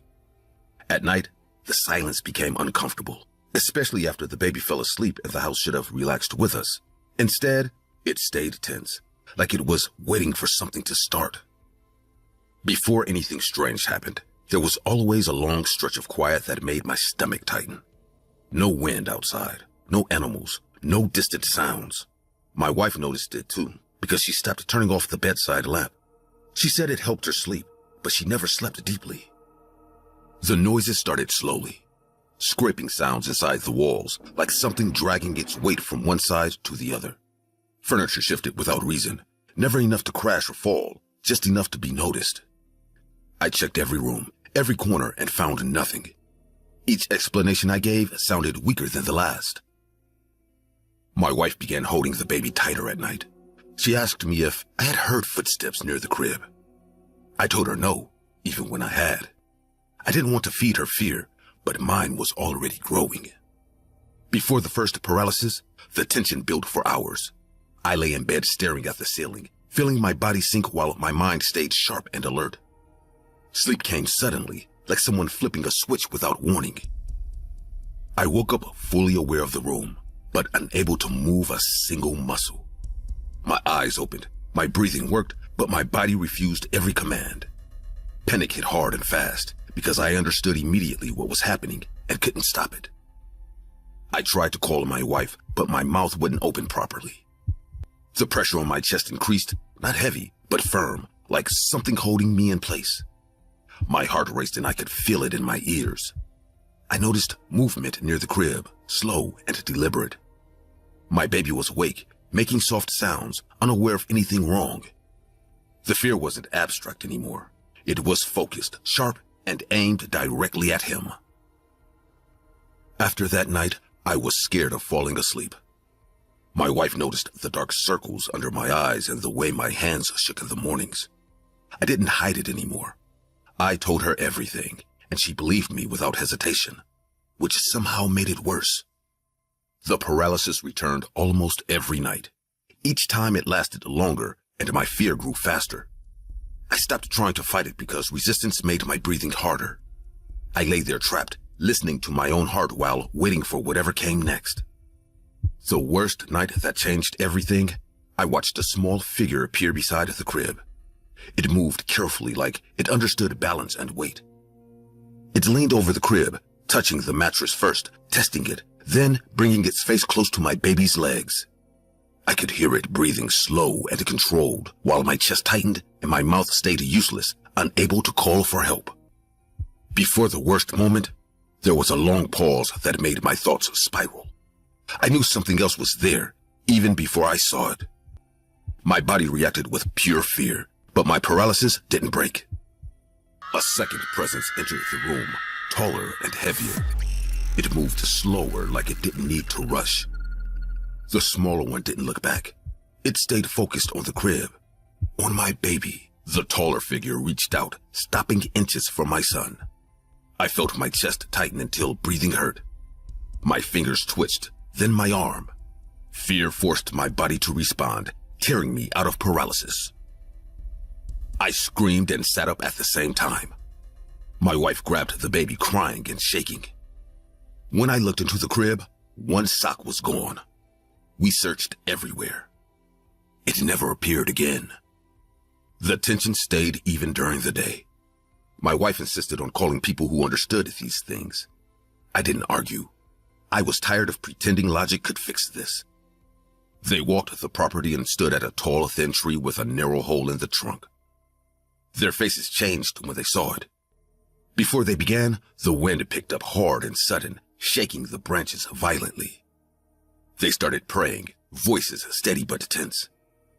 When they lit the tree, the fire spread unnaturally fast. As the trunk burned and fell, something inside screamed. The sound was sharp and desperate. The sound was sharp and desperate, like pain trying to escape wood. The screams stopped suddenly. The wind died. Everything went quiet. After that night, the house felt empty. The noises stopped. The paralysis never returned. My wife slept again. The baby grew without issues. We moved back to the city months later. Life went on, but I didn't forget. I became a writer of horror stories. And every week I write for you. But today, I'm telling you my story. Writing became the only way I could process what happened and helped me to admit that fear doesn't always leave when the danger does. I returned to my old neighborhood because there was no one else left to take care of my mother, and because the doctor said she could no longer be trusted alone, even for a few hours. The house was exactly how I remembered it, with the same narrow hallway and the same creaking floor near the kitchen. And that familiarity made everything feel heavier instead of comforting. My mother looked at me like I was a guest who had overstayed his welcome, and every time I explained who I was, she nodded politely and then asked me again minutes later. I stayed patient, not because I was strong, but because leaving her alone was not an option anymore. The neighborhood hadn't changed. The same houses, the same fences, the same people who had watched me grow up. That should have felt safe, but it didn't. It felt frozen, like nothing had moved forward while I was gone. The house next door belonged to the Sandlers. They had been close friends with my mother for years, always visiting, always laughing. Now their house was dark, silent, and closed off. That silence pressed against me as soon as the sun went down. During the day, I tried to settle into a routine with my mother, cooking, cleaning, and reminding her to take her pills while she drifted in and out of awareness. She asked about Mr. Sandler more than once, and every time she did, her voice lowered, like she was afraid of being overheard. At night, before anything happened, I would sit awake in my room, listening carefully to the sounds of the street, trying to convince myself that nothing bad would happen if I stayed alert. I did not turn on music or television because I needed to hear everything. The first scream came suddenly and without warning, sharp enough to make my stomach tighten instantly. It was a woman's voice, loud and desperate, calling out my name again and again, her words breaking apart as she cried. Michael, please stop! You're hurting me! I stood up, heart racing, trying to understand what I was hearing. Arguments happened everywhere. I told myself the fear in her voice felt real, uncontrolled, and raw. That night, the scream stopped after several minutes, leaving behind a silence that felt just as wrong. The next night, I prepared myself in advance, sitting on the edge of my bed with my phone in my hand, telling myself that if it started again, I would call the police. I kept repeating that plan in my head, but my hands were already shaking before anything happened. Before the screaming began, there was a long stretch of silence from the Sandler's house, so complete that it felt like pressure building inside my ears. I focused on my breathing, counting slowly, trying not to panic. Then the yelling exploded through the walls, louder than before, filled with anger and hatred. Mr. Sandler's voice was deep and furious, spitting insults with no hesitation. You can't do anything right. You ruin everything you touch. Even God sees how useless you are. Miss Sandler begged him to stop, her voice cracking as she cried and pleaded for mercy, promising to do better, promising anything. I paced the room, torn between fear and guilt, feeling sick for not acting while listening to someone being destroyed verbally.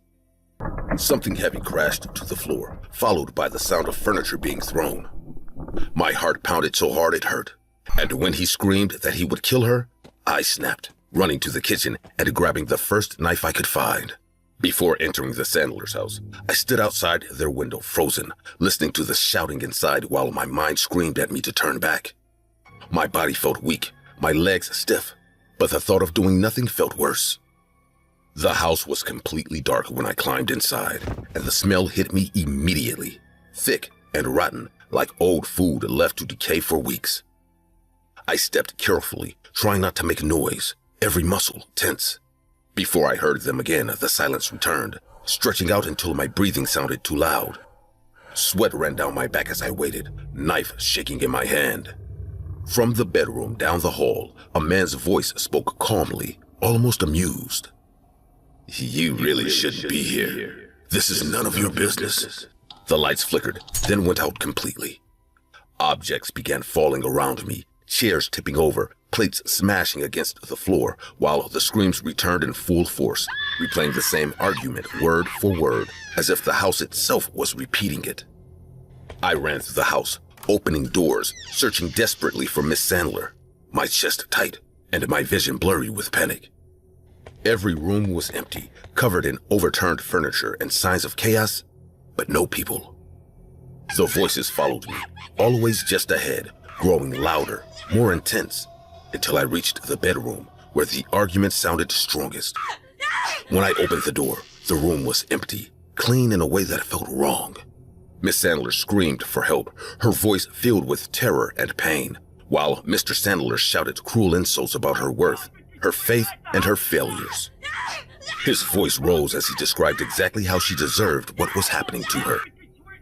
Then came the final scream, sudden and short, followed by a heavy silence that made my ears ring. My hands went numb, and I dropped the knife without realizing it.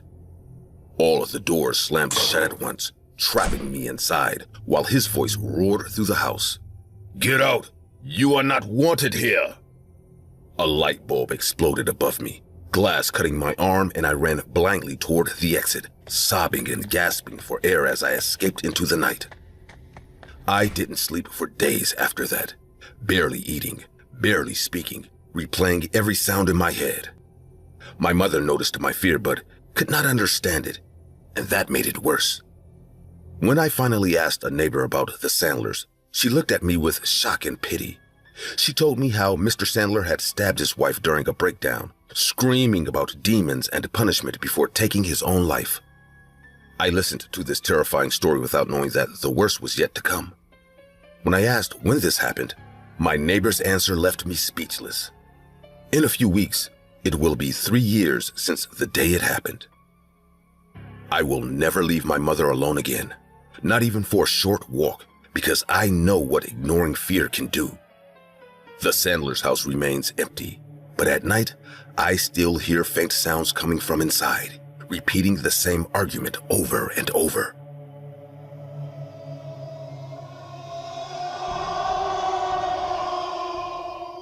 Michael Taylor was a man who allegedly became extremely erratic after an alleged exorcism performed by clergymen who claimed to have expelled many entities, although a few evil forces remained within him. Shortly thereafter, Taylor brutally killed his wife, and at trial, his defense was that he was possessed by violence or inner evil. The court acquitted him on grounds of insanity, and he was committed to a psychiatric hospital. Travis came into my life when he was barely alive. He had no mother, no place to go, and no chance if I didn't take him. The sanctuary explained everything in legal terms, risks and responsibilities, but none of that felt real when I held him for the first time. He was warm, small, and silent, and he calmed down when I touched him. I took him everywhere with me. We went shopping together, we walked through town, we posed for photos like any other family would. I dressed him like a child. He sat next to me, ate at the table, and watched television with the remote in his hands like it belonged there. Travis learned to copy human behavior fast. Those habits made me forget what he was, and over time, I stopped seeing limits. When people asked questions, I answered proudly, saying he was raised with love and structure. Our life became known locally. We appeared in small advertisements and local promotions because people found us charming. Strangers recognized us, waved, asked for pictures, and told me how lucky I was. Every smile reinforced the idea that I was doing the right thing. I didn't think of Travis as something wild living in my house. I thought of him as my son growing up in a world that didn't understand him. That belief shaped every choice I made after that, including the ones that destroyed us both. Travis grew in ways I couldn't slow down or manage. His strength arrived quietly at first, hidden inside normal movements like when he hugged too tight or grabbed my wrist without knowing his own power. I corrected him gently, the same way I always had, and he listened, at least for a while. As months passed, his reactions stopped matching the situations. Small noises made him stiffen. Unexpected movements caught his attention too fast. He would stare without blinking, breathing heavy like he was deciding something I couldn't see. When that happened, I felt uneasy but kept pretending control was still mine. People warned me directly. Neighbors avoided me. Friends told me I was risking my life. I answered the same way every time, saying he trusted me, and that trust went both ways. I needed that to be true because everything depended on it. The incident with the neighbor's dog should have ended it. Travis lunged without warning, teeth exposed, arms strong enough to bend the fence. I dragged him back with effort and panic, my heart racing, my hands shaking. When he calmed down, I convinced myself that meant something. I ignored how close it came. But one night, everything changed. Travis went to bed early. I stayed awake, longer than usual. My body felt tired, but my thoughts wouldn't slow down, and I kept replaying the dog incident in my head without meaning to. Before anything happened, I hesitated in the kitchen, standing still with a glass in my hand. The house was quiet enough that every small movement sounded louder than it should. I remember thinking that I just wanted water and sleep, nothing else. The bottle fell because my hand slipped. It hit the floor hard, the sound sharp and sudden, and the noise cut through the house like an alarm. I froze, my chest tightening, already knowing this wasn't going to pass without consequence. From the hallway came fast movement. My heart started racing before I even turned around, and my body reacted faster than my thoughts could keep up. Travis came at me, upright, eyes wide, teeth visible, breathing loud and uneven. There was no pause, no confusion, and no recognition in his face. When he reached me, his hands locked onto my arms with a force that shocked me into panic. I tried to speak, to use the calm voice I had always used with him, but my words broke apart as fear took over. He pulled me down, and the floor came up too fast for me to stop it. Before the pain took over completely, there was terror, raw and overwhelming, because I understood something had gone wrong beyond repair. This wasn't a misunderstanding, and this wasn't something I could talk my way out of. He wasn't reacting to fear anymore. He was acting on something deeper. His grip tightened around my arms, and the strength behind it was more than I could fight. I felt pressure against my face, then heat, then a sensation that made my body shake uncontrollably. My screams came out broken and useless as he kept going without slowing down. I felt my vision disappear all at once, not fading, not blurring, but cutting off completely. The darkness was immediate, and the shock of it made me gasp for air I couldn't seem to pull in fast enough. Panic flooded my body as I realized I couldn't see anything at all. I kept trying to reach him with my voice, repeating his name, begging him to stop, even as my mouth stopped responding the way it should. He didn't react to my words, and that silence was worse than any sound he could have made. I swung blindly with whatever my hand touched and felt metal connect with his head. The impact startled him just enough for his grip to loosen, and I crawled away on instinct, my body moving even as my mind struggled to understand what was happening. The floor was wet and slick beneath me, glass cutting into my skin as I dragged myself toward the counter. I reached for something solid, something sharp, knowing I needed it but not wanting to use it. Before I could pull away, he was on me again, faster than before, his weight pressing down as my breathing turned desperate and shallow. There was a moment where everything inside me resisted what I knew I had to do. Fear fought against attachment, and attachment almost won. Even as he hurt me, part of my mind kept insisting this was temporary, that I could still calm him if I tried harder. My hand closed around the knife by accident, my fingers slipping on the handle as my body shook uncontrollably. I didn't think beyond the immediate need to make him stop. I stabbed once, then again, each movement slow and weak, my arm barely responding. He screamed, a sound sharp enough to cut through my panic, but he didn't let go. The sound didn't slow him down, and that realization pushed me closer to breaking. I stabbed again, deeper this time, my grip tightening as fear took over completely. My body acted without permission, driven by survival rather than intention. Eventually, his weight shifted, then collapsed against me. I held him as he fell, my arms locking around his body despite everything. I didn't let go when he stopped moving. I stayed there crying, rocking slightly, my breath coming in uneven gasps as the reality set in. Killing him didn't feel like a victory or relief. It felt like losing the last thing holding my life together, even as it saved what was left of it. Help arrived eventually, but the damage was already done. I heard voices around me, felt hands pulling him away, and felt the cold air against injuries I couldn't see. I was aware without being present, trapped inside a body that no longer felt like mine. In the hospital, they told me what I had lost in careful words that didn't soften anything. My eyes were gone, most of my face was destroyed, and my hands were beyond saving. Each sentence landed heavy, one after another without room to process. Recovery wasn't something I controlled. Surgeries came and went, and pain became part of the background.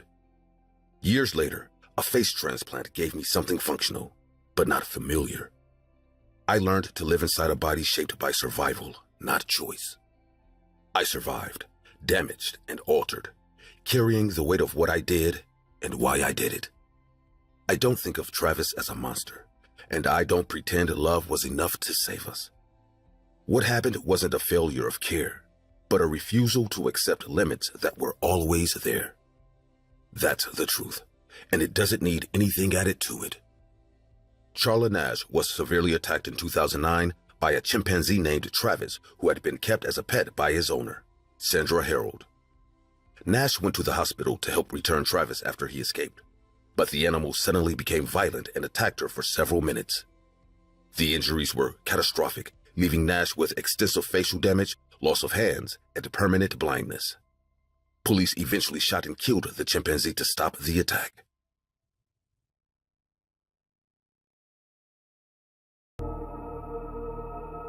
I am telling this because keeping it inside is worse than saying it out loud. My name is not important, but my son's name was Eddie, and he was 10 years old when this happened. He was curious, stubborn, and always distracted by animals, especially dogs. That day, we went shopping after school to buy shoes and a jacket. Nothing special, just another routine afternoon. The shopping area was busy but normal, with people walking fast and cars stopping and starting near the sidewalks. Eddie stayed close to me at first, walking beside the cart, asking questions I barely answered because I was tired and focused on finishing quickly. I remember checking prices and thinking about dinner, not paying enough attention to anything else. Near the parking lot entrance, Eddie stopped walking.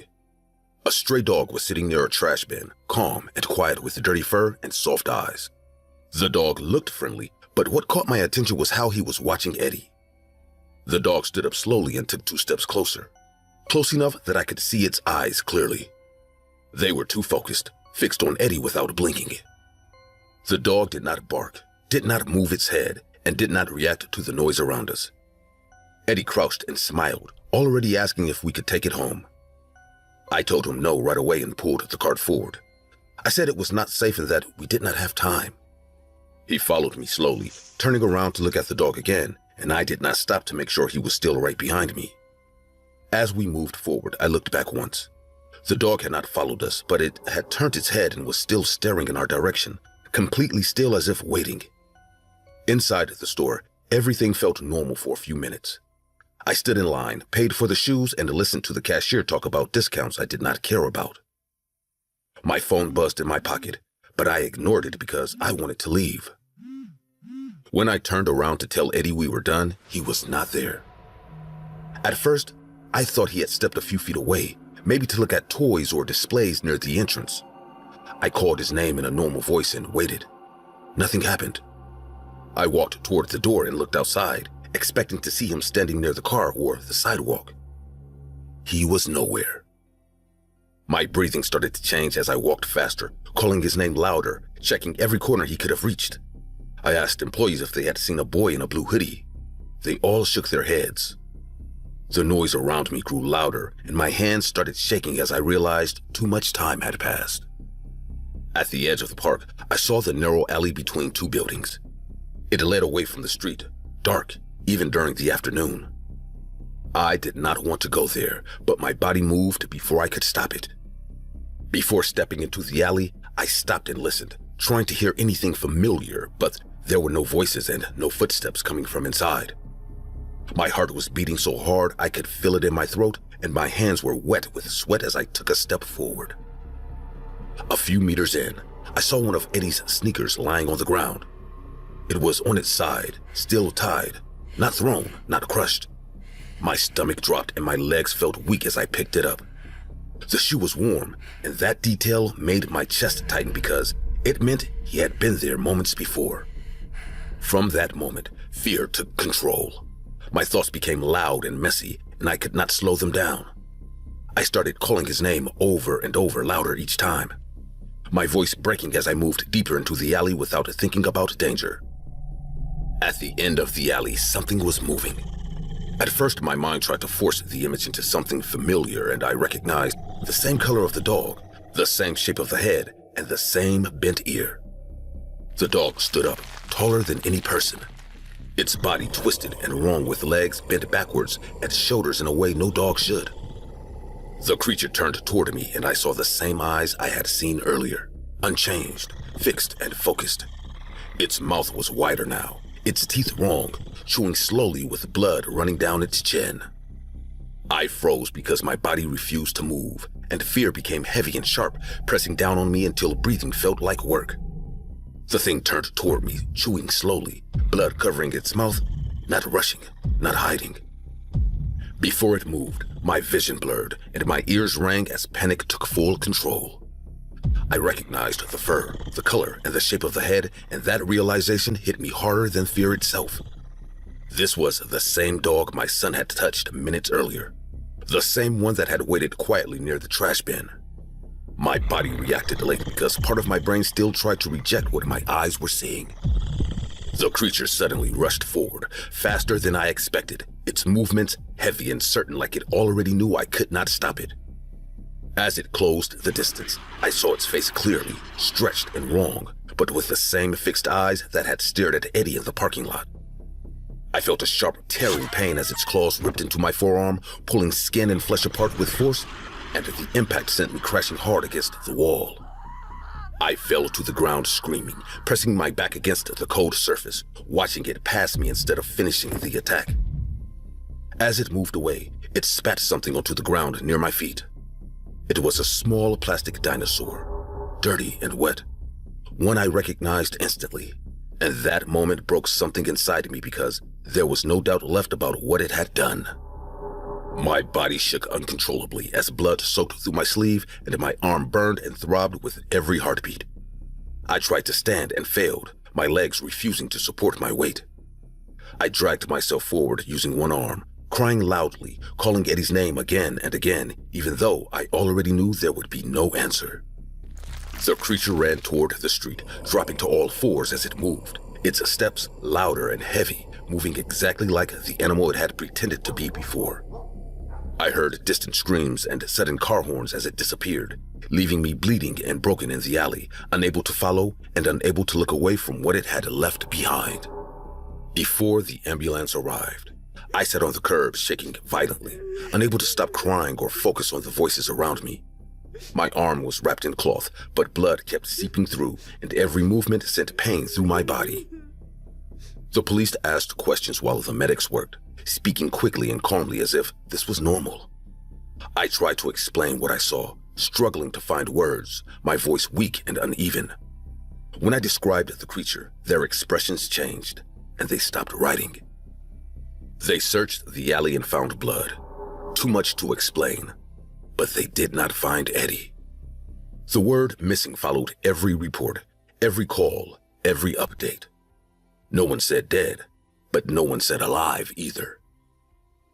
Days turned into weeks filled with interviews, searches, and posters. I replayed every second in my head, blaming myself for looking away, for saying no to the dog without holding his hand, for not noticing sooner that he was gone. At night, my arm ached, and the scar pulled and burned for no reason. Sleep became short and shallow, filled with images I could not escape. Eddie was declared missing, not dead, and that word follows me everywhere I go. I moved away and changed everything I could, but nothing feels safe anymore. I avoid dogs. I can't look at their eyes, and I watch children closely, even when they are not mine.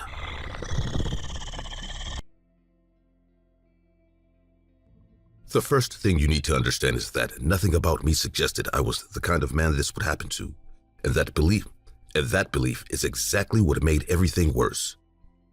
I worked in an office, a regular job. I didn't think danger came from places like my desk, my apartment, or a casual conversation near the printer. Marla joined the company in early February, a few days before Valentine's Day. She wasn't loud, didn't dress to stand out, and didn't try to force herself into conversations. When she spoke, she did it softly, carefully, like she was always afraid of saying the wrong thing. That made people lower their voices around her, including me. She started talking to me after a few days, usually about work at first, then about small personal things like food she liked or shows she watched. I thought she was very pretty, and I knew she was single. Before asking her out, I told myself not to overthink it, not to assign meaning where there wasn't any, and not to expect anything more than a simple drink after work. Valentine's Day made it feel like a good excuse, and actually a romantic idea. When I invited her, she smiled in a way that looked relieved, and she agreed immediately. The bar was close to my apartment, quiet enough to talk without raising our voices. We stayed longer than planned, and the conversation never stalled, which made me relax more than I should have. She laughed easily, asked questions that felt personal without being invasive, and kept telling me how comfortable she felt around me. When the bar closed, I offered her the couch without much thought, mostly because it felt awkward to send her home late. She accepted quickly as if she had already expected the offer. That should have stood out to me, but at the time, it just felt like chemistry. In the morning, I woke up to the sound of movement in my kitchen, which immediately put me on edge because I live alone and I am not used to hearing anyone else in my space. Marlo was already dressed, cooking breakfast, moving confidently through my apartment like she knew where everything was. I felt surprised and slightly uncomfortable, but I didn't say anything because I didn't want to seem ungrateful or rude. She left later that day, kissed my cheek casually, and said she would text me. I watched her walk away and told myself it had just been a good date, nothing more. That weekend I went out with friends like I used to, but I kept thinking about how fast everything had happened, even though I didn't fully admit it to myself. I tried to convince myself that I was just nervous because it had been a while since I dated anyone seriously. When I got home late that night and unlocked my door, I immediately knew something was wrong because the lights were on and the TV was playing, even though I was certain I had turned everything off before leaving. My body reacted before my mind did, and I froze in the doorway listening. Marla was sitting on my couch wearing comfortable clothes, watching television like it was the most natural thing in the world.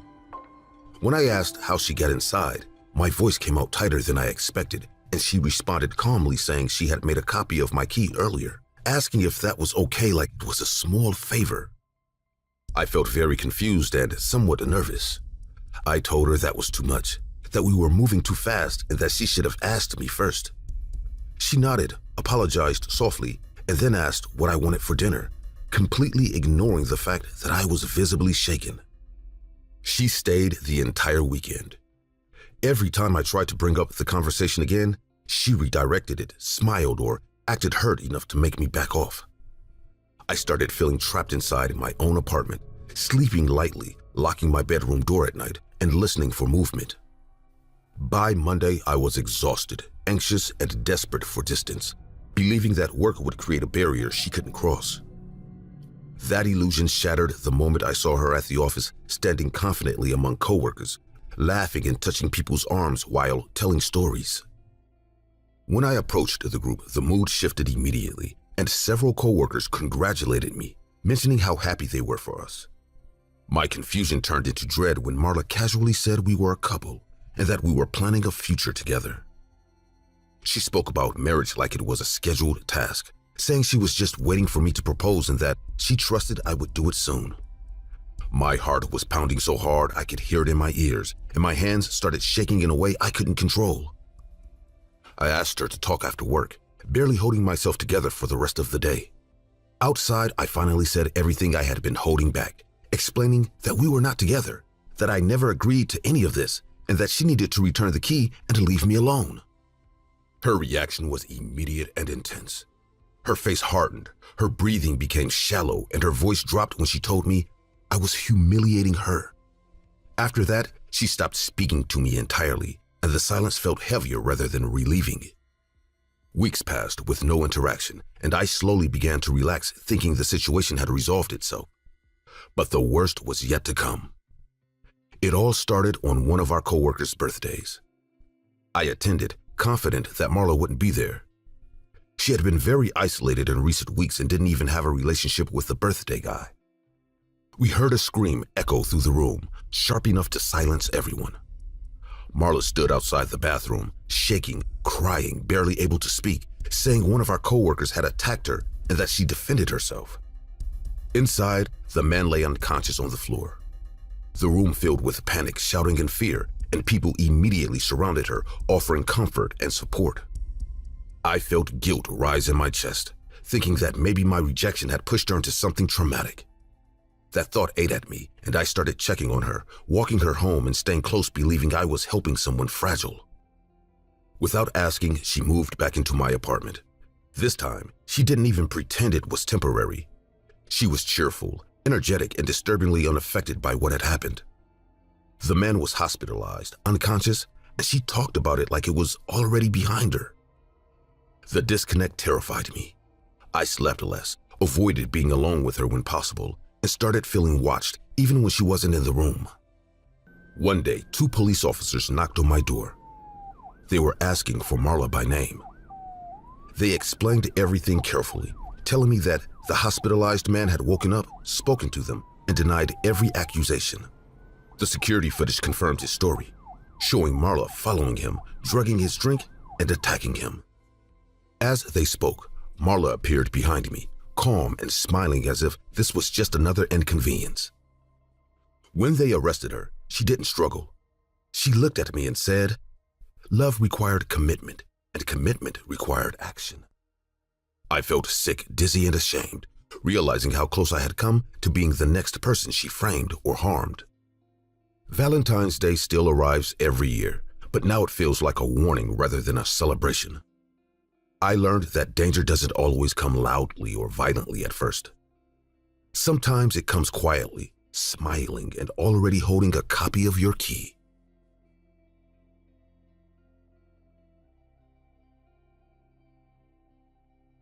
I work as a psychologist and I specialize in sleep disorders. Insomnia, night terrors, anxiety-related episodes. I've listened to hundreds of people describe what happens to them at night, and most of the time the stories blur together. This one did not. This one stayed sharp even before I understood why. A patient told me he used to wake up unable to move, fully conscious, eyes open, body frozen. That part was familiar. Then he paused, swallowed hard, and said there was a man standing near his bed, watching him without blinking.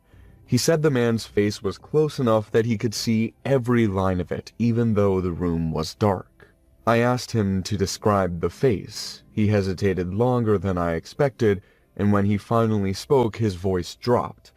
Oval face, small nose, thick eyebrows. He said the man leaned closer and moved his mouth next to his ear, whispering things he couldn't understand, but somehow knew were instructions. After that session, I started paying attention in a way I hadn't before. Sleep paralysis cases came in waves, but now the details were lining up too well. Different patients, different backgrounds, same structure, same presence, the same face. Before each patient reached the part where the face appeared, the tension in the room changed. They stopped shifting in their chairs, their breathing slowed, but their hands clenched harder. It was like their bodies remembered something their mouths were trying to avoid. One woman described feeling watched even after waking up, as if the episode didn't fully end when her body moved again. She said she avoided mirrors because she felt stupid standing there afraid of nothing. She laughed while saying it, but her eyes stayed fixed on the door. Then there was another patient, a woman in her early 30s, who reacted very differently.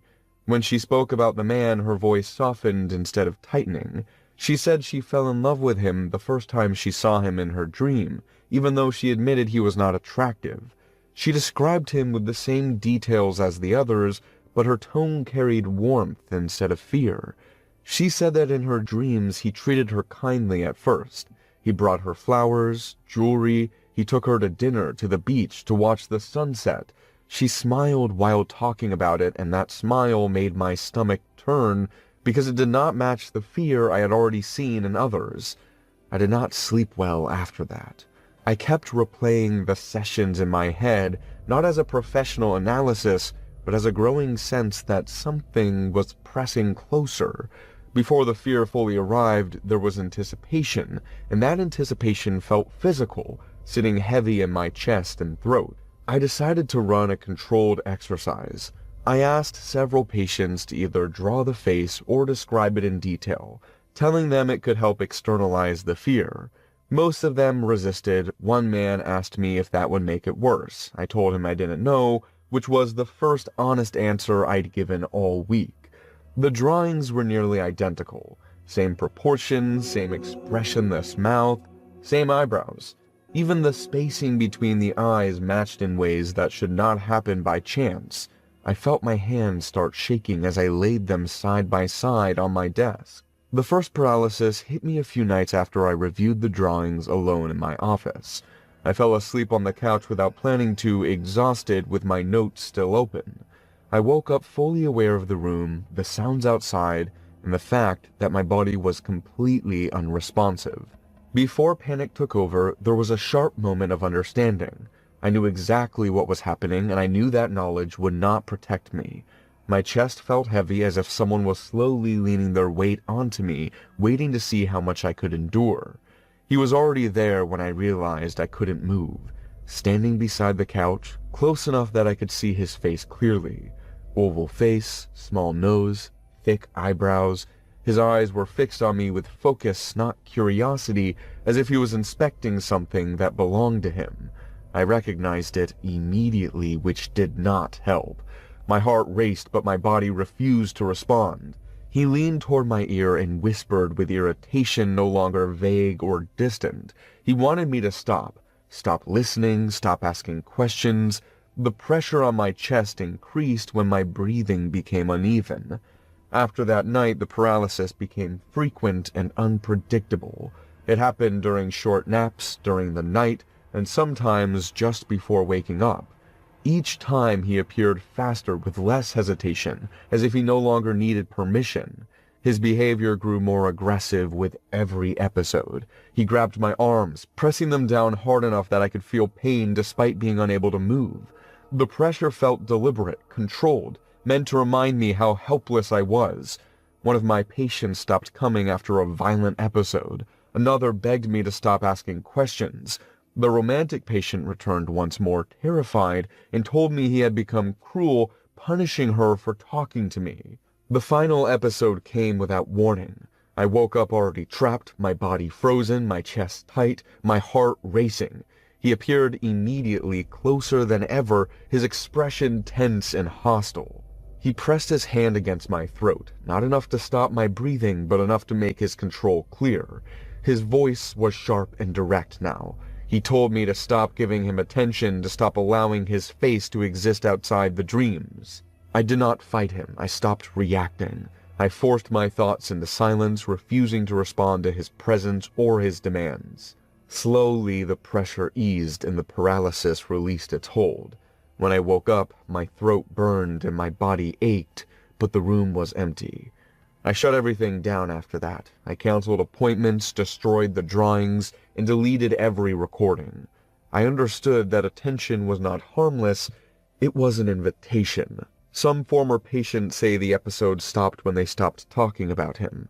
Others say he is still there, quieter, waiting.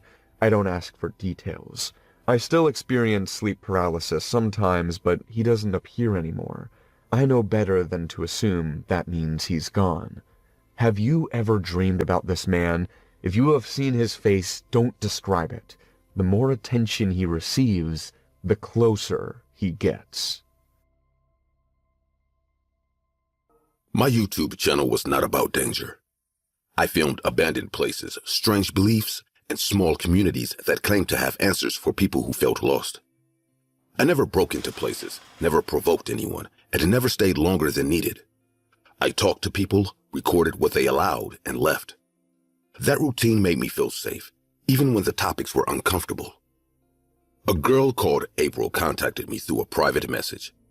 She said she followed my channel for a long time and trusted the way I listened instead of mocking people. Her message was long and detailed, not emotional, not dramatic. She described a restaurant chain that worked as a front as a closed community. According to her, they promised food, housing, and purpose to people at their lowest point. She explained how the restaurant income went to a shared fund controlled by higher-ranked members. Workers never received payment, only food and a place to sleep. She said people were told money was meaningless because life did not end with death. She said some people left, but most never could. Children stopped appearing after a while. I answered because it sounded like an investigation that would attract attention. I did not feel brave or suspicious. I felt curious and confident, which was worse. April warned me once more before disappearing from the chat.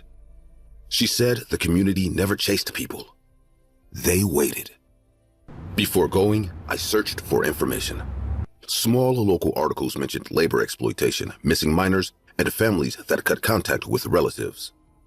Every case ended the same way. No evidence, no charges. The restaurant always reopened in another town after closing. The place looked peaceful. Inside, it felt like walking into a controlled dream. Fake trees, artificial light filtered to look natural, soft music, and people smiling without effort. Everyone spoke calmly and avoided the direct questions. Nobody carried a phone. Nobody asked for mine, which felt intentional. Before anything strange happened, I noticed how tired the staff looked behind their smiles. Their movements were slow but precise, like they were trained to save energy. A man named Ellis served me and talked openly about the community. He said they lived together on land outside of the city and shared everything equally. He leaned closer when the place emptied. He said there would be a gathering the next day, music, shared food, and something sacred. He said it was the moment when people understood what eternity meant. He told me it saved him when he wanted to disappear. I agreed to visit. I told myself I could leave whenever I wanted. That thought stayed with me until it stopped making sense. The land was deep in the woods, far from any main road. Families were already there when I arrived. Before the ritual began, there was a long period of waiting. People sat in silence. No one used that time to talk or relax.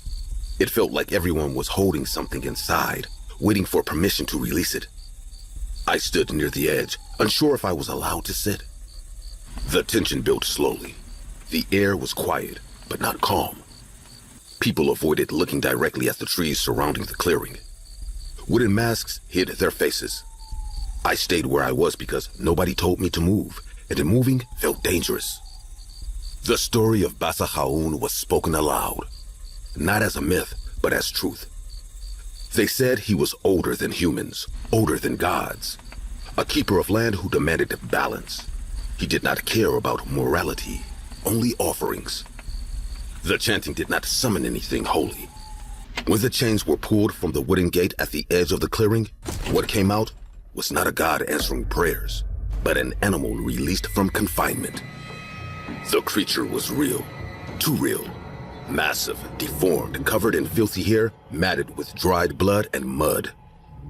Its face showed no intelligence, no recognition of symbols or words, only hunger, panic, and aggression. Its eyes moved fast, unfocused, scanning for movement like a trapped predator. The people froze. This was not what they expected. A woman, the leader, shouted commands, raised her hands, screamed the name they had given the creature. It did not respond. The cryptid lunged without hesitation. It did not choose a sacrifice. It attacked the closest body. The scream was cut short. Blood sprayed across the ground. Then another body fell. The creature moved with brutal efficiency, biting, tearing, crushing. There was no ritual order, no preference. The clearing collapsed into chaos in seconds. I tried to run. Hands grabbed me from behind. The leader dragged me back. I was speechless when I saw her. It was her, April, my follower. At that moment, I knew I wasn't going to leave. Her grip shaking, her face twisted in terror and rage. She forced me to look at the carnage. Bodies were already unrecognizable. The chants had turned into screams and pleading. "This is your fault. It sensed you. You brought in balance. You don't believe enough."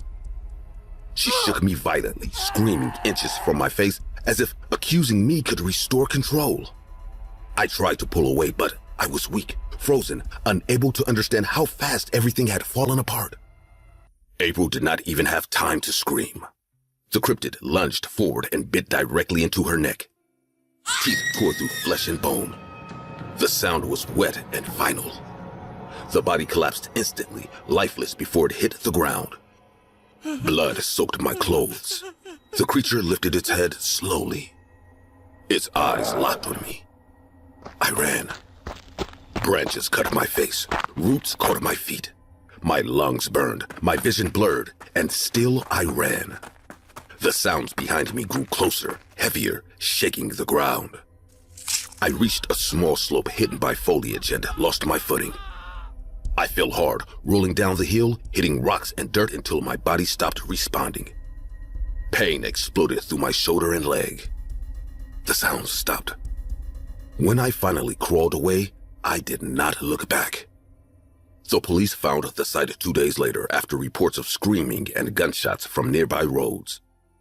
They found no bodies, no survivors, no signs of where anyone went. Only blood.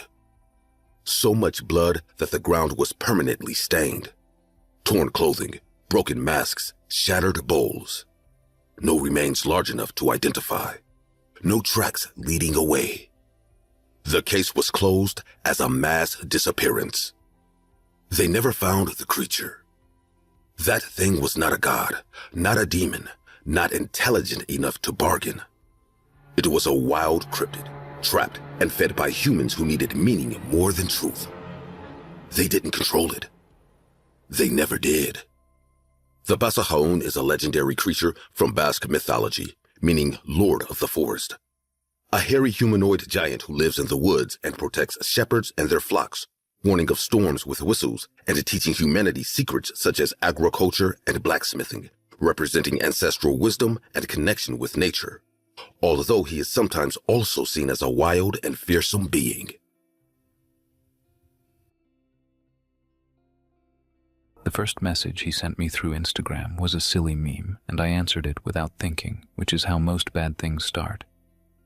I was bored, scrolling late at night, half watching videos and half ignoring my phone, when his message popped up and made me laugh more out of surprise than humor. That small reaction was enough for him to keep talking to me. We didn't jump into anything deep at first. We talked about work, about how tiring everything felt, about how the internet was full of nonsense but also kind of comforting when you felt alone. He was polite, careful with his words, and never rushed me. That made me trust him faster than I should have. What he shared the most were memes, always the same style, always loud, repetitive, and absurd. A ballerina dancing with a cappuccino cup as a head.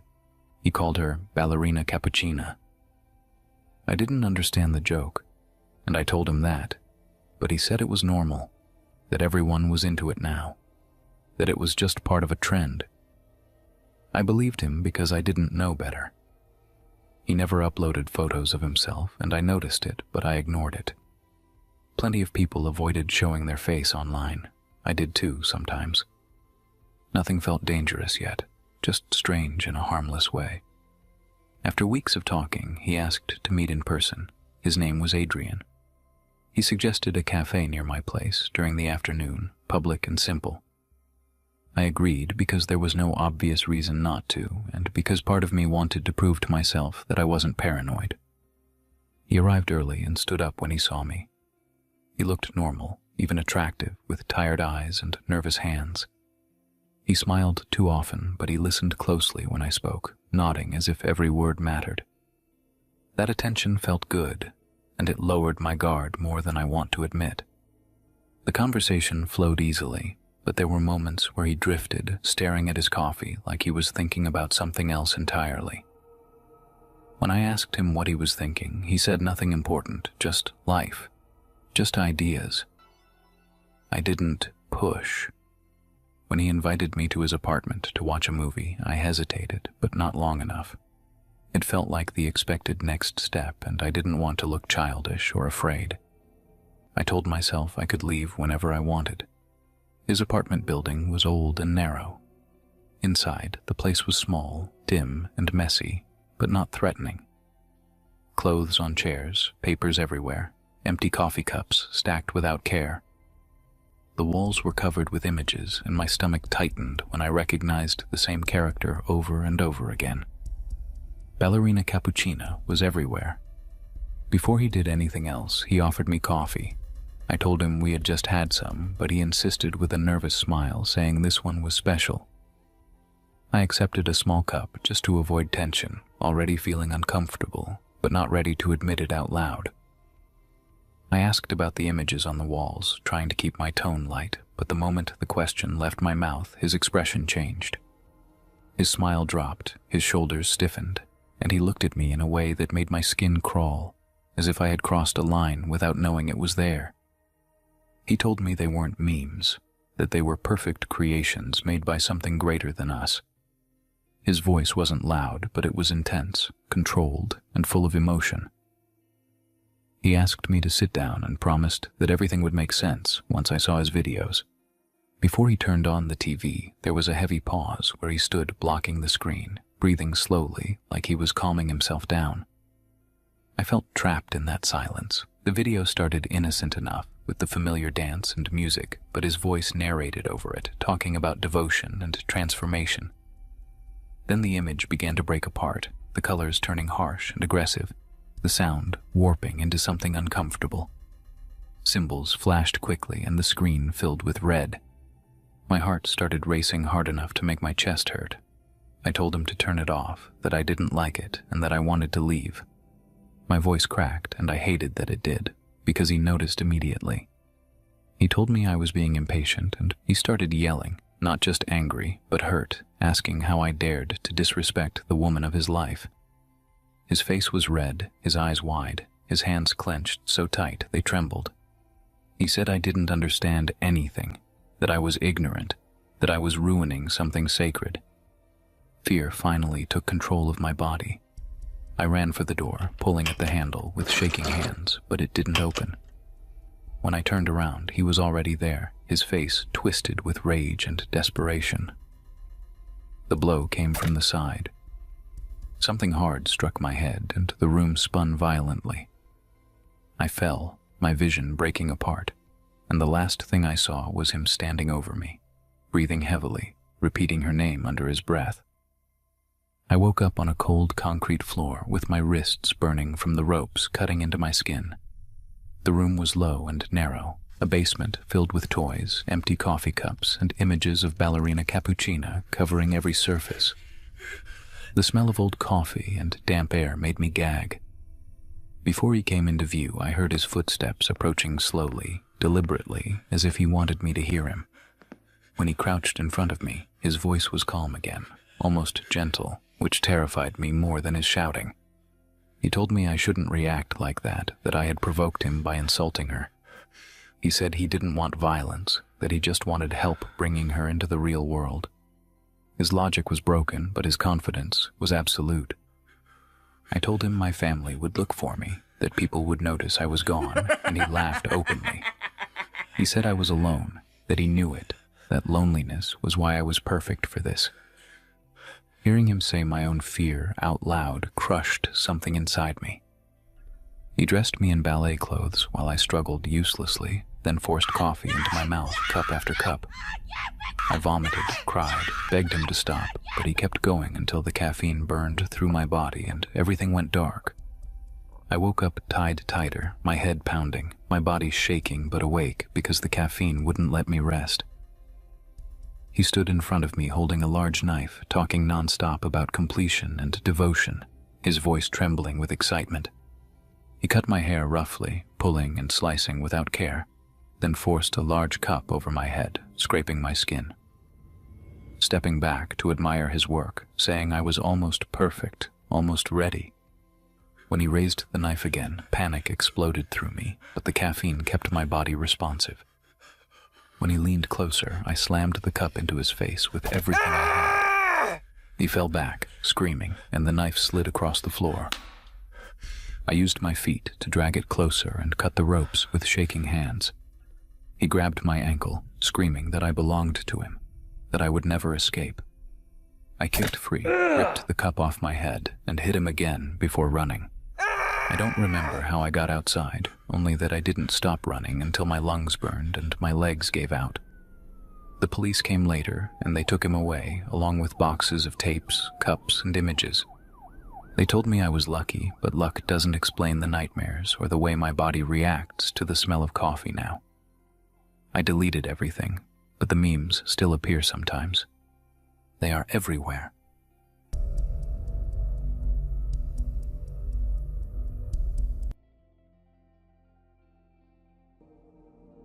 When Mr. Peterson first came to our island, he looked like salvation. He wore clean-pressed shirts and spoke Marshallese well enough to make us trust him, telling us about opportunities in America, about how we could give our babies better lives and receive money for our families back home. I was 19 and pregnant, living in a tiny house with my mother and 3 younger siblings, barely making enough to feed everyone. He said all the right things, promised that everything would be legal and safe, that I'd be helping a desperate couple while securing my family's future. I believed him because I wanted to, because the alternative was watching my family slowly starve while my belly grew bigger every day. The journey to Arizona was long and confusing. Mr. Peterson arranged everything, the flights, the paperwork, the temporary housing. He said I'd stay in a nice apartment with other women from the Marshall Islands, that doctors would take care of me until the baby came, and then I could go home with enough money to change my life. When we landed in Phoenix, the heat hit me like a wall, and everything looked so big and fast and foreign that I felt dizzy. A woman named Sarah picked me up from the airport, speaking broken Marshallese and smiling too much, telling me not to worry about anything, that Mr. Peterson had everything under control. The apartment was in a rundown complex on the edge of the city, and there were 5 other pregnant women already there, all from my islands, all with the same confused hope in their eyes. We shared 2 bedrooms and 1 bathroom, and the walls were thin enough that I could hear everything. The crying at night, the whispered phone calls home, the sound of someone throwing up in the morning. Sarah brought us food and took us to doctor appointments, always watching us closely, always reminding us not to talk to anyone outside the apartment, that it could jeopardize our legal status. I didn't understand what that meant at first, thought maybe it was just American rules I didn't know about. The first time I realized something was wrong was when I asked to call my mother. Sarah said the phone lines to the Marshall Islands were down, that I'd have to wait. Days turned into weeks, and the excuse kept changing. It was too expensive, the system wasn't working, Mr. Peterson would arrange it soon. I started noticing other things, too. How we weren't allowed to leave the apartment alone. How Sarah collected our passports for safekeeping and never gave them back. How the lock on the front door clicked from the outside every time she left. One of the other women, Lanny, tried to walk to a store down the street, and Sarah found her within minutes, dragging her back and screaming about deportation and jail, about how ungrateful we all were, about everything Mr. Peterson had done for us. When my contraction started, Sarah drove me to a hospital, but stayed in the room the entire time, translating between me and the doctors, though I spoke enough English to know she wasn't saying what I was saying. After my daughter was born, they let me hold her for maybe an hour before Sarah took her away, telling me the adoptive parents were waiting, that this was what I'd agreed to. I tried to ask when I'd be going home, when I'd get the money Mr. Peterson promised, but Sarah just patted my hand and said soon. Everything would be sorted out soon. Back at the apartment, the money never came. Mr. Peterson stopped visiting, and Sarah became hostile, telling us we owed money for rent and food and medical bills, that we'd have to work it off before we could leave. She brought other pregnant women to replace those who'd given birth, and the apartment became more crowded, more desperate. Some women had been there for months, trapped in a cycle of promises and threats, too afraid to run because they didn't have passports or money or anywhere to go in a country they didn't understand. I finally escaped when a neighbor called the police after hearing one of us screaming. When the officers came, Sarah tried to say we were all legal residents, but they found our passports locked in a drawer and the paperwork that showed we'd overstayed our visas by months. They took us to a detention center at first, treating us like criminals, until someone from immigration realized what was really happening. Mr. Peterson was arrested weeks later, and the news called him a lawyer and a public official who'd betrayed his position. But to us, he was just another man who saw vulnerable women and decided we were merchandise. I never got my daughter back. The adoption was finalized before I understood I had rights, before I knew I could say no. Sometimes I wonder if she knows about me, if the parents who took her understand how she came to them, built on lies and desperation and women who had no choice. I'm back in the Marshall Islands now, but I left part of myself in that Arizona apartment, in that hospital room, in the moment I held my daughter and didn't know it would be the last time. Because Mr. Peterson didn't just steal babies, he stole our futures, our trust, our belief that someone offering help might actually mean it.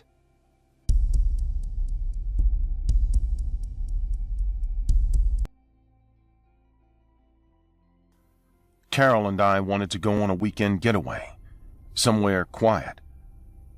We were driving on a rural highway late at night. I was tired, but I didn't say it out loud. Carol had been looking forward to this trip for months, and I didn't want to ruin it before it even started. The road was narrow with no lights, no houses, and no signs for miles.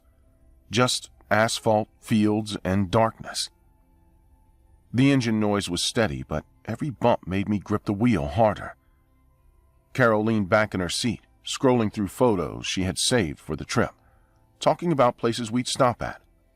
I answered when I had to, but my attention stayed on the road. We hadn't seen another car in a long time. That alone made me uneasy, even if I didn't fully admit it to myself. There's something about being completely alone on a road that makes every decision feel heavier. Stopping, speeding up, even changing lanes feels like it matters more than usual. And that's when the headlights caught a small figure on the side of the road. At first, I thought it was an animal. My foot eased off the gas without me thinking about it. As we got closer, the shape didn't move away. It stood upright, too still, right at the edge of the asphalt. Carol leaned forward, squinting through the windshield. It was a child. A boy, alone, barefoot, wearing clothes that didn't match the cold air. He didn't wave or step back. He just watched the car approach, his arms hanging straight down like he was waiting for something to happen. Before stopping, there was a long second where neither of us spoke. I felt my chest tighten and my hands started to sweat on the steering wheel. Every instinct told me this was a bad idea, but I ignored it because the alternative felt worse. I pulled over. The boy climbed into the back seat without hesitation. He didn't ask if it was okay. He didn't say thank you. He sat straight, his hands on his knees, his eyes fixed forward. When he spoke, his voice was flat and slow, like he was repeating words he had learned recently. He said his mom was coming. The silence after that felt wrong. Not quiet in a peaceful way, but heavy, like we were all holding our breath. I checked the mirror again and again. The boy's eyes never left me. He didn't blink. Not once. My skin started to crawl, and I felt my heart picking up speed. Carol tried to talk to him, asking him where he came from and where his mom was. His answers were short and off. He didn't explain anything. He didn't react the way kids usually do. No fear, no confusion, no emotion at all. Just words, spaced out, carefully placed. Before anything happened, there was a stretch of road that felt endless. The darkness ahead seemed thicker, even though nothing had changed. I realized I was holding my breath and forced myself to breathe again. My hands were shaking now, and I tightened my grip on the wheel to hide it. The boy finally said his mom was close. He said she was running. I asked how she could keep up with the car. He didn't answer. Carol turned to look at him, and that's when he smiled. His eyes blinked, one at a time. His breathing became shallow without me noticing. His shoulders were tight, almost locked in place, and my jaw hurt from watching him clench his. I kept adjusting my grip on the wheel because my palms were slick with sweat. Every few seconds I checked the mirrors again, even though nothing new appeared. Carol noticed my tension and asked if I was okay, but my voice came out stiff when I answered. I didn't feel okay, and my body reacted faster than my thoughts could keep up. My stomach dropped hard, and fear hit me all at once. Not panic, not screaming fear, but the kind that makes your body go cold. I looked back at the road and my foot pressed down on the gas without me deciding to do it. In the headlights, something appeared behind us, low to the ground, fast, moving in a way that made no sense. It ran on all fours, but its body didn't move like an animal. Its head stayed level, locked on the car, while the rest of it stretched and contracted with each step. Before the impact, everything sharpened. The sound of the engine, Carol breathing fast, my own pulse pounding in my ears. I could feel how weak we were inside that car, how thin the doors suddenly felt. The thing opened its mouth as it ran. I saw teeth meant to tear, not chew. The boy in the back seat let out a short laugh, and his body started to change. His limbs bent wrong, his shape shifted, skin pulling tight over moving bone. I swerved, too late. As the creature closed the distance, my vision narrowed. I couldn't focus on anything except the shape behind us and the road directly ahead. My arms felt weak, like they might stop responding at any moment, and I had to force them to keep steering straight. My foot pressed harder on the gas, my leg trembling from the effort. Carol grabbed the handle above the door, her knuckles turning white, her breathing fast and uneven. The car left the road and crashed hard into the ditch. Metal screamed, glass shattered, and my head slammed forward. When I came back to myself, everything hurt, and the world felt tilted. Carol was screaming my name, and that sound snapped me into motion. Before I could reach her, weight slammed into the hood. The windshield cracked under the pressure, spreading lines across the glass. The creature's face pressed close, its features twisted, stretched into something almost human, but not enough to be mistaken. It ripped the passenger door open and grabbed Carol. She fought, kicking and clawing, her fear loud and real. I tried to move faster, but my leg wouldn't work right. I dragged myself across the seat, useless, watching every second pass. The creature pulled her out onto the road. I heard her head hit the asphalt. I screamed until my throat burned. Then headlights flooded everything, and a pickup truck hit the creature at full speed. Bone broke. The impact threw it into the trees. At the edge of the forest, the boy stood watching, his face twisted in panic before he ran into the dark. Pain shot through my leg when I tried to stand, sharp and immediate, making me gasp out loud. My hands slipped on the seat fabric as I dragged myself forward, every movement slow and clumsy. I could feel my heart slamming against my ribs, hard enough to hurt. My mouth was dry, my tongue heavy, and I couldn't form words fast enough to call Carol's name again as she was pulled farther away from me. People arrived quickly after that. Sirens, voices, hands pulling me away from the wreck. Carol was alive, barely, her body torn and bleeding. I couldn't stop shaking, even when they wrapped a blanket around me. They asked questions. I answered some of them, not all. The story became an animal attack. Everyone agreed on that because it was easier. The driver swore he hit a deer. No one argued. No one searched the forest for long. No body was found. No explanation was needed. I knew better, but I stayed quiet. Carol survived, but parts of that night are gone from her memory. Doctors say trauma does that. I don't correct them. It's better this way. I don't drive on rural highways anymore. I avoid empty roads. I avoid places where help is far away.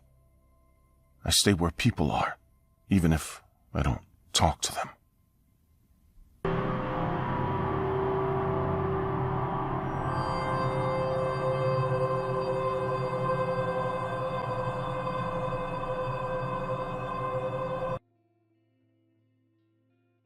Hello, my name is Brian. This is a story of how a little adoption trip could have gone terribly wrong and almost end my life. You might think that my girlfriend and I wanted to adopt a child, but we don't. We really aren't interested in having children, at least for now. What we did go to adopt was a little puppy. The trip was long, and both my girlfriend and I thought, well, since we're going to California to adopt a puppy, why not stay a few days and take a vacation? Once we went to adopt the dog, we met the owner at the shelter. The girl seemed a little reclusive, but you could tell she was a good person. She not only gave us the dog and all the papers to make the adoption official, but she also recommended a hotel to spend a few days near the beach. The puppy was beautiful. He was a small black dog with 2 different colored eyes. He was still about 5 months old, but since his legs were quite long, we could tell he was going to be a big dog. I really didn't want to stress him too much traveling back and forth, so we just went to the hotel the girl recommended, and luckily we got a room and were able to settle in. The hotel was very nice. We were close to the beach and had all the amenities for a vacation. I really thought that with the dog we wouldn't be able to go anywhere, but it actually made things easier. The dog was already vaccinated and could go for a walk, so it wouldn't be a problem. What was going to be a problem were the neighbors. You see, we rented the hotel for 2 weeks, which was what we had left on our vacation. But on the second day of the hotel, we started to receive a lot of complaints from the management. These complaints said that our dog was too noisy, that he barked, and that he didn't let them sleep. Apart from being cruel and unfair, this was a lie, since the puppy hardly made any noise and barked only once or twice during the whole day. We tried to be out of the hotel as much of the time as possible. We rested the puppy to sleep when we got to the hotel, and mostly it worked. The dog was very calm and quiet, but the complaints not only kept coming, they got worse. They were getting more and more aggressive, and it got to the point that the hotel staff told us that if the complaints kept coming, we had to leave. At this point, we didn't know what to do. We really didn't want to go to another hotel, and the fact that they were kicking us out seemed really unfair. Whoever was complaining must really hate dogs. The night we were about to spend our first week there, we started to hear a lot of noises upstairs. Someone was moving a lot of furniture. It was 4 a.m. This really wasn't the time to remodel. Startled by the noises, the puppy started barking in fright. In response, the furniture stopped moving, but we heard something else. The person who was moving the furniture started banging on the floor, which reached our ceiling. At the same time, he also shouted something. "Shut that damn dog up before he gets you thrown out!" That was it. This was the person who was denouncing us. Furious, I went upstairs to have a chat. My girlfriend wanted to come with me, but someone had to keep an eye on the dog. Besides, she knew where I was going to be. Once I climbed the stairs, it wasn't hard to find the room where the complaints were coming from. The door was open, and inside, it was dark. I thought about leaving. Something about that place gave me a bad feeling. But suddenly, the lady who had threatened us before started screaming. They were not screams of rage, they were screams of pain. Something was happening to her. No matter how angry I was with her, I could not allow a woman to be hurt, whether it was a thief or her own husband. I went in determined to see what was happening. To my surprise, the door closed, and I was left in the dark. There was no more screaming, no more movement, no more complaining. Nothing. It was as if the room was empty. The light came on almost instantly, but something was wrong. The light was red. Upon inspecting the hotel room, it had no furniture, and there were satanic symbols drawn all over the room. In the center, there was a huge pentagram. Without time to process what was happening, I felt someone grab me from behind and hold a knife to my throat, making a sound as if to make me understand that I had to be quiet. From the leftovers, a woman in a ceremonial robe walked into the circle. Once she took off her robe, I recognized her. It was the woman from the shelter, the woman who gave us the puppy for adoption. The woman walked towards me with a somber, indifferent look on her face. She had a syringe in her hand, and without giving me time to speak, she quickly injected me. My body began to feel weak. I didn't lose consciousness. I didn't fall asleep or hallucinate, but my body became very weak, and I collapsed. The man began to drag me to the center of the circle, and once I was there, they took off all my clothes, leaving me in my underwear. The woman from the shelter approached me with a huge dagger that she pointed at the center of my chest. Suddenly, someone banged violently on the door to the room. It was my girlfriend for sure. I had to warn her not to come in. I had to tell her that she was in danger. Everyone waved to the other, and they turned the lights off. One man hid behind the door as he did with me. He opened it slowly. I tried to scream, to move, to make noise, but I couldn't. My body was totally paralyzed. When the door finished opening, my girlfriend was behind it with the dog in her hands, but she was not alone. The hotel manager and 2 policemen who were guarding the place were with her. The policeman pulled out his gun and quickly pointed it at the man behind the door. The lights came on and the other 2 people in the house raised their hands. I was safe. After I was rescued, I learned the whole truth. The neighbors' complaints were not real. This was all a trap by the girl at the shelter to get me to go into that apartment of my own free will. She recommended this hotel to me because that's where her boyfriend worked. Her boyfriend was the morning shift manager, the man who made up all the claims. My girlfriend found out that something was wrong with me because, without my knowledge, she followed me from afar to see that everything was in order and saw how someone who was hiding locked me in the room. When she went to tell the manager, he not only told her that he knew nothing about the complaints, he told her that the room had not been rented for over a month. This whole pet adoption thing was a front. A front to get young couples to be victims of their sacrifices and rituals they were trying to do in that apartment. I was not the first victim, as there were people before me who were not as lucky as I was. Luckily, the dog was still with us, but in our home. From that day on, I could never again go to a hotel without being scared, ignoring every sound we heard, and locking the doors immediately. If you are a parent and you think you understand what your child watches on a phone, then you are already making the same mistake I did. I am telling this because I believed I was in control, when in reality I had no idea what was happening in front of my eyes. I am a single mother, and my son Mike is 6 years old. I work long hours, and when I come home, my body is tired and my mind is empty. The phone became an easy solution because it kept him quiet while I tried to survive the day. Mike spent hours watching short videos, jumping from one to another without stopping. He laughed loudly, sometimes suddenly, sometimes alone in his room, and I let it happen because laughter sounded like a good thing. The videos were strange and ugly, but they looked harmless. Animals with human bodies, loud sounds, fast movements, and faces that made no sense. I did not understand why kids liked them, but I assumed it was just another trend that would pass. Mike started repeating a name I had never heard before. Tung, tung, tung, sahur.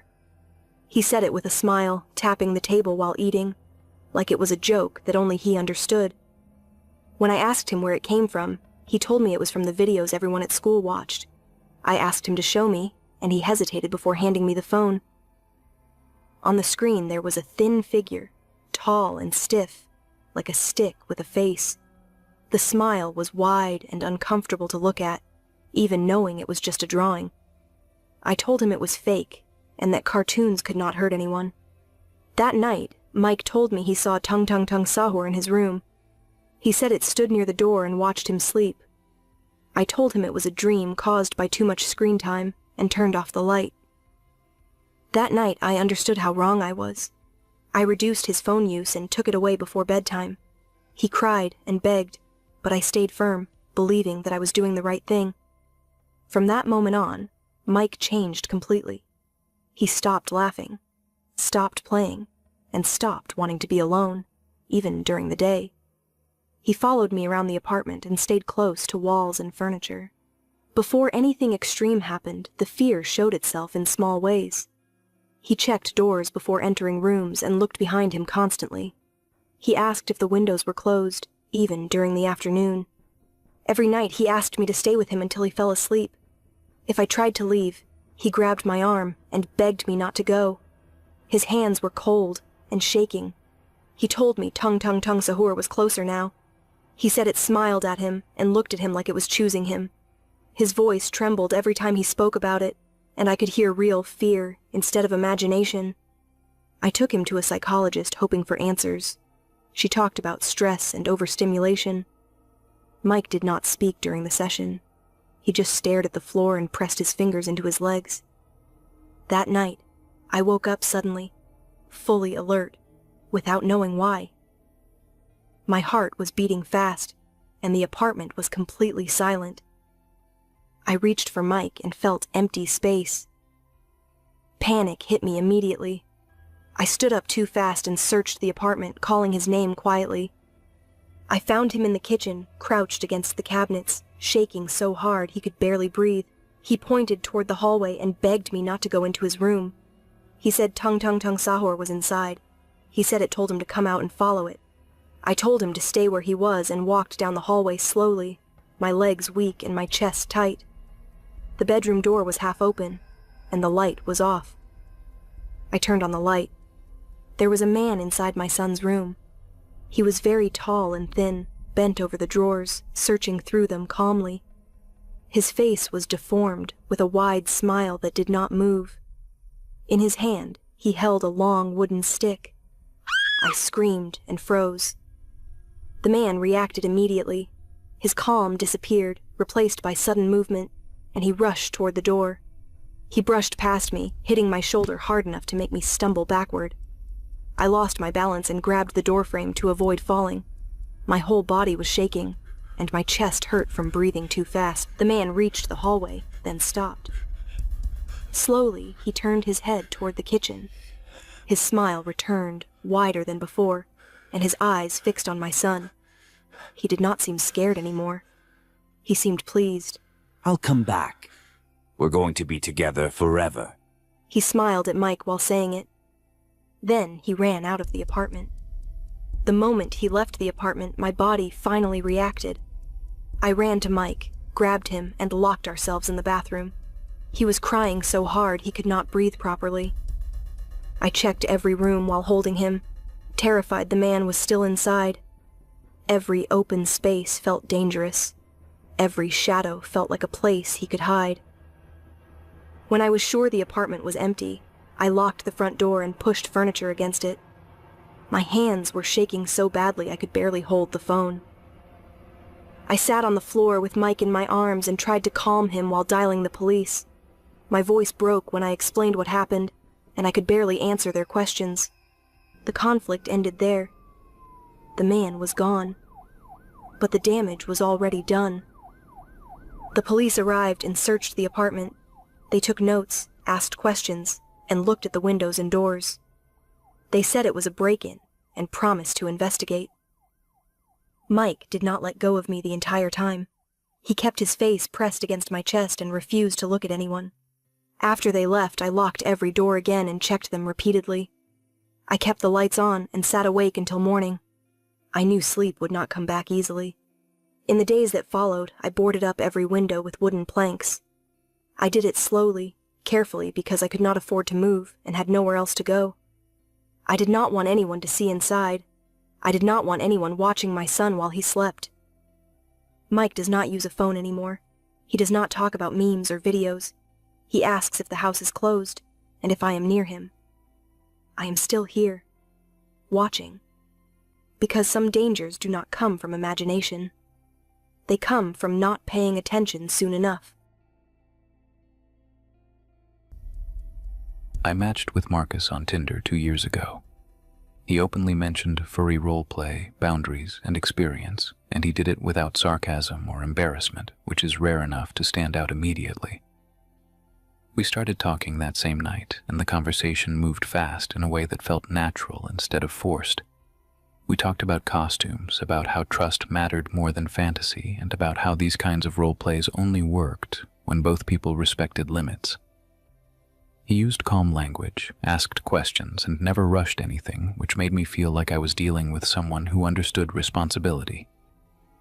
When we talked about meeting in person, I suggested my place first out, but he declined politely and explained that his apartment was already prepared for roleplay and that he felt more comfortable there. I agreed without pushing back. I prepared my costume and walked out telling myself that nothing bad was supposed to happen if rules existed.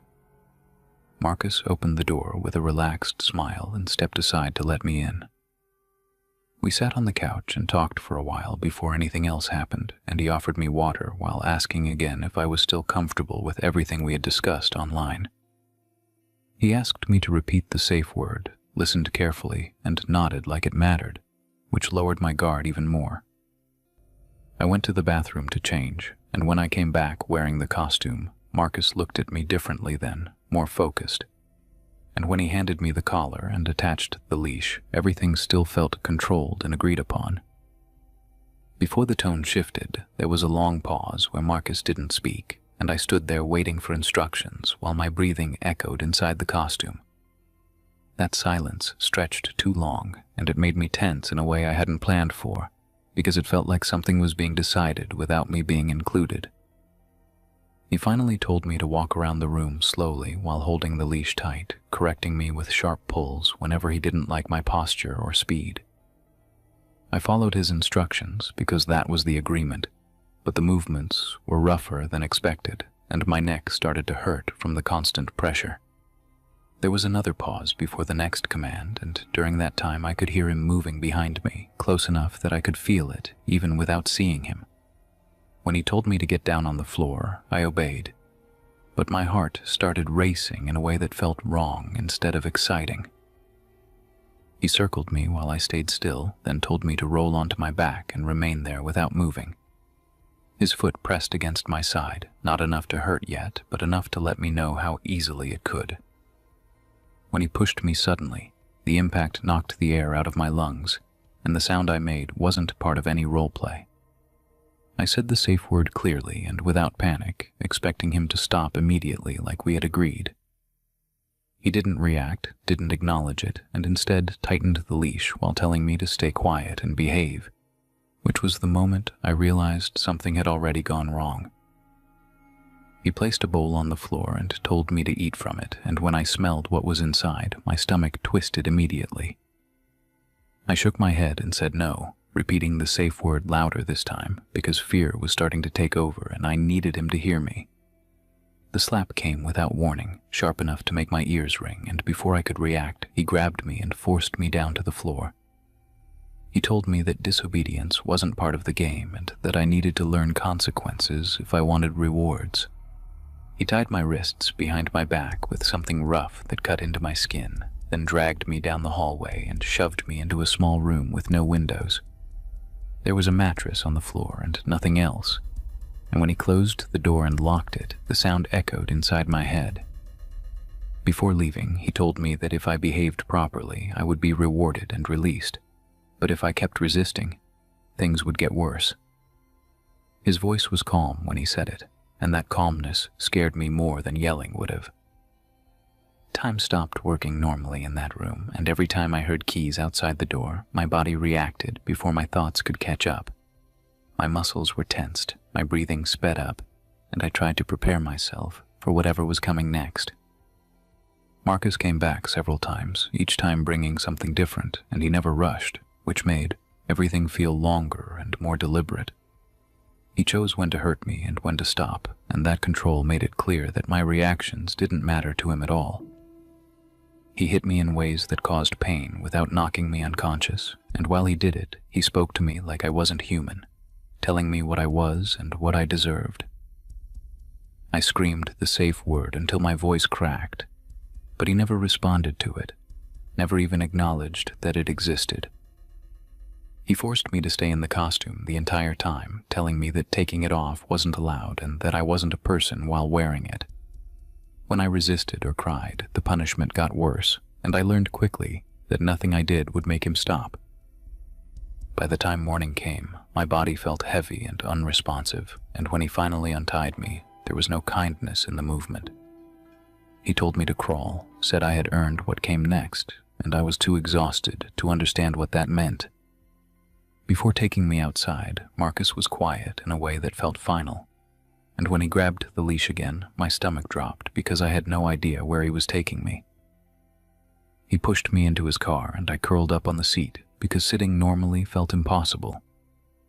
I tried to focus on anything that could help me remember where we were going, but fear made everything blur together. Streetlights passed by and the silence inside the car made every second feel heavier. When the car stopped, he pulled me out roughly and threw me onto the ground in an open area that smelled like dirt and grass. My hands scraped against the ground, and the pain barely registered compared to everything else. He unclipped the leash, threw it at me, and spat near my face before calling me disgusting and worthless. Then he got back into the car and drove away, leaving me there without looking back even once. I stayed there until the sun came up because my legs wouldn't support me. And when I finally managed to move, every step felt unstable and unreal. Someone eventually found me and called for help, but by then, the damage was already done. Doctors treated my injuries, and people asked questions that I couldn't answer without shaking because explaining it made everything feel fresh again. Therapists tried to give names to what happened, but none of those names changed the memories. I don't use dating apps anymore. I lost all my trust on people. The costume is still sealed in a bag that I haven't opened since that night. My name is Ethan Rowe. I've worked in wildlife preservation for over a decade. Forests, reserves, rural towns that sit too close to places they don't really control. I've dealt with injured animals, sick predators, and people who panic fast when something dies near their fence. Great Pines was just another assignment. A small town surrounded by dense forest. Reports came in about animals found dead near the tree line. Deer, livestock, pets, bodies damaged in ways that didn't match common predators. No feeding patterns, no clear cause. Locals started talking about something unnatural. That part didn't concern me. Fear spreads faster than facts. My job was to find a rational explanation and shut the noise down. I was sent with a small team to locate what we assumed was an injured animal acting out of stress. There were 4 of us. Mark Holden handled tracking and movement patterns. Lewis Grant covered animal health and sedation. Noah Pike handled perimeter and safety. I coordinated reports and terrain. We'd worked together enough to trust each other without speeches. We entered the forest early afternoon. Weather stable, visibility clear, no reason to rush. Our plan was simple: find tracks, identify the animal, sedate if necessary, and relocate or put it down if it was too far gone. The forest didn't fight us. No strange sounds, no signs of disturbance. That bothered Mark more than me. Predators leave evidence even when they try not to. We followed an area where several animals had been found dead. Still nothing. No fur, no blood trails, no broken branches. It felt like whatever had happened hadn't required effort. As the light started dropping, we discussed pulling back. Night work raises risk. That's basic. We turned toward the exit path. That's when Noah stopped and pointed toward the trees. Before we moved closer, there was a stretch of quiet that forced attention. Not silence, but a lack of the usual background noise. No distant movement, no wind in the leaves. It felt like the forest was holding space. Something crossed between the trees ahead. Low shape, heavy body. It moved slowly and unevenly. Mark dropped to one knee to get a better look. It came into view again, this time clearer. Large, muscular, 4-legged. The outline matched a big cat, larger than anything local. One rear leg dragged behind it. That detail made everything click. An injured predator, displaced, confused, dangerous only because it didn't know where it was. We prepared the tranquilizers, no one raised their voice, movements stayed controlled. The animal didn't react to our presence the way predators usually do. It didn't run, it didn't posture, it just kept moving deeper. Before we followed, there was a moment where it stopped, completely still, head lowered, body tense. I remember thinking it was about to collapse. Instead, it started rising. Slowly, deliberately, its front legs pulled inward. The spine stretched upward in a way that didn't match any anatomy I knew. The dragging legs straightened as it lifted. Mark whispered that something was wrong, but his voice didn't carry confidence. It carried confusion. By the time it stood fully upright, none of us thought it was an animal anymore. Before anything else happened, there was a pause where no one moved because no one knew how. The shape in front of us no longer had a recognizable form. It wasn't standing like a person or an animal. It was balanced in a way that didn't make sense. The outline sharpened, then stretched again. What had looked like muscle now looked flat. Depth disappeared. Our lights passed over it without change. More shapes appeared around it, not stepping out, just existing where there had been empty space a second earlier. Mark raised his rifle but didn't fire. Lewis started back up slowly. Noah cursed under his breath. The shapes moved. They didn't charge, they didn't surround us in a clean pattern. They crossed paths between trees, moving fast enough to cut off space without touching it. The sound they made was thin and sharp, like friction without weight. One crossed directly through Mark. He screamed as his jacket split open across the chest and arms. Lines appeared on his skin after the contact, deep and raw. He fell forward, legs folding under him at angles that stopped being human. Lewis rushed to him and another shape passed through his side. His body jerked and he hit the ground hard, his arm bending wrong beneath him. Noah tried to drag Lewis back. A shape crossed his torso and he collapsed, gasping, his leg snapping when it struck a tree. I was on the ground before I realized my knee had given out. Before I crawled away, I understood that staying still meant being taken apart.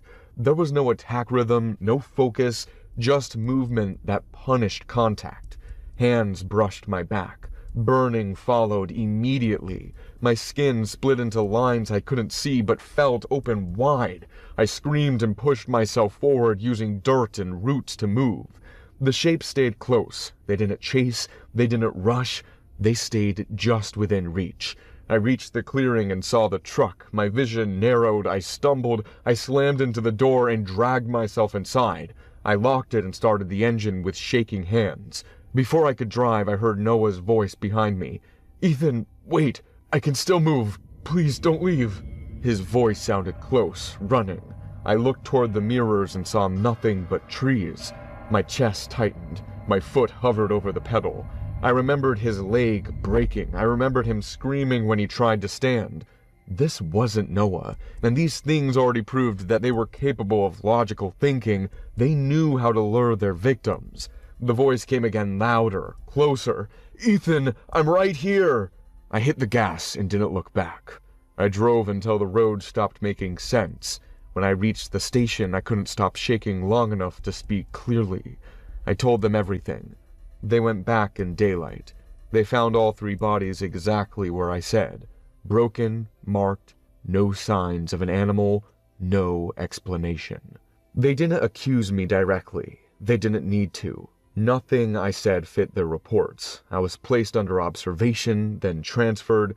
They wanted to accuse me, but the locals backed up my story, and the wounds of my partners and scratch in my back didn't fit to any human attack. They said trauma distorted perception, that I replaced an animal with something else because my mind needed meaning. I didn't argue. This is where I am now. Medication keeps things quiet. When I take it, the shapes stop appearing in corners and doorways. That's how I know they aren't real. I want to get better. I follow every rule they give me. I write when they ask. I sleep when the lights go out. But sometimes when the building is quiet, I hear movement outside my room.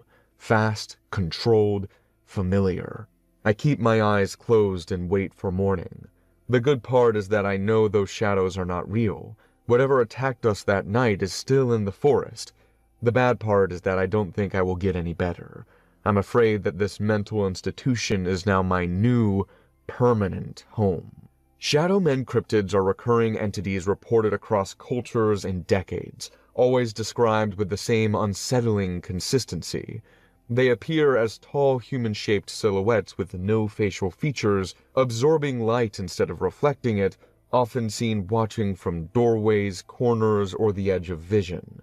Witnesses report intense fear, paralysis, and the sensation of being observed with intent, even though these entities show no clear signs of communication or emotion. Unlike ghosts or demons, shadow men do not announce themselves or interact directly. They simply observe, reinforcing the idea that they are not manifestations of imagination, but something that exists alongside human perception, surfacing only when awareness is fractured. Standing there with a calm smile that did not move when she noticed my reaction. It took me several seconds to recognize her, because my brain resisted the idea before accepting it. Her name was Lena, and we had not seen each other since we were teenagers, back when promises were easy and consequences felt unreal. We started talking in an awkward way, filling the silence with safe questions that avoided anything important, and I noticed quickly that she answered too fast, like she had rehearsed every possible version of this conversation. I also noticed that she watched me closely while answering, like she was checking if I matched an image she had kept for years. She told me she knew I lived nearby and that she had seen me walking my dog before, which made me uncomfortable even though I tried not to show it. When I asked how long she had been back in town, she said she returned recently and waited for the right moment to see me, and the way she said it made my chest tighten even though her tone stayed soft. I knew I would run into you eventually. You live close. It was only a matter of time. I tried to laugh it off, but she watched my face closely, like she was checking my reaction. When we said goodbye, she called my name again, and when I turned, her expression changed slightly. I didn't forget the promise. I'm back. I smiled out of reflex, nodded, and walked away faster than usual, already trying to convince myself that it meant nothing. Valentine's Day arrived a few days later, and I tried not to think about Lena even though the memory of her words kept coming back when I was alone. That morning, a knock on my door interrupted my routine, and before opening it, I stood still, listening, feeling my heart beat harder than it should. When I opened the door, she was there, standing straight and calm, looking at me like she belonged in that space. I asked how she found my address, and she avoided the question without changing her expression. She reminded me of something we said when we were 15, about a silly promise when we were teens. We promised each other that if we weren't married to other people by the time we turned 30, we would marry each other. And here I am. I waited 15 years for this moment. Hearing it out loud made my skin crawl because it sounded serious in her mouth. I told her it was a childish joke and explained that I had a girlfriend, trying to keep my voice steady. Her reaction was immediate and overwhelming, as she started crying loudly and accused me of betraying her, stepping closer until I had to block her with my arms. I warned her to leave and said I would call the police if she did not calm down. "You lied to me! You chose someone else!" She stopped crying suddenly, wiped her face, and told me I was making a mistake, adding that we would be together forever, either alone or with no one else. Then she walked away, leaving me shaking in my doorway. "You will regret this." I almost canceled my Valentine's dinner that night, but I convinced myself that fear was not a reason to change plans, even though my hands were shaking while I grabbed my keys. I texted my girlfriend Rachel to tell her I was on my way, and she replied that I should meet her at the restaurant instead to keep the surprise. At the restaurant, time passed too slowly, and every minute without a response made my thoughts darker and harder to control. I called her phone again and again, listening to it ring until my throat felt tight. When someone sat across from me, I looked up ready to complain, but the face in front of me froze me in place. She had Rachel's hair, Rachel's clothes, and Rachel's posture, but her eyes were wrong, focused, and excited. "You look tense. Valentine's Day does that to people." Lena smiled and leaned closer, and my body reacted before my mind as fear ran through me and made it hard to breathe. My hands trembled as I told her to stop and demanded to know where Rachel was, but she laughed openly, enjoying the attention and the confusion around us. People stared while she acted calm and affectionate, touching my hand and calling me by my girlfriend's name. Security approached when I raised my voice, and I tried to explain that she was pretending, that something was wrong, but Lena started crying again, playing the role perfectly. We were asked to leave, and outside she followed me, still talking about destiny and promises. "You should not have rejected me. This could have been easy. We are meant to be together, but I fixed the problem." Those last words made me feel desperate. I ran to my car and drove to Rachel's apartment as fast as traffic allowed, calling her nonstop while my fear turned into panic. When I reached her place, the door was unlocked. Inside the bedroom, I found her on the floor, tied, shaved, and lifeless, and my legs almost gave out as I realized she was gone. The walls were decorated with her hair placed carefully like trophies. I heard footsteps behind me and turned to see Lena standing in the doorway, holding a bag and smiling with satisfaction. She told me she removed the obstacle and that now we could finally be together. When she reached for me, I stepped back and tripped, and when she grabbed my arm, I reacted without thinking, kicking her knee and pushing her away. She fell hard and hit her head, screaming my name. I ran out of the apartment and drove straight to the police station, barely able to speak, barely able to breathe, but desperate to get away from her. Lena was arrested that night, and they later confirmed that she had planned everything for years, watching, waiting, and preparing. Rachel was buried a week later, and I still visit her grave, even though it hurts every time.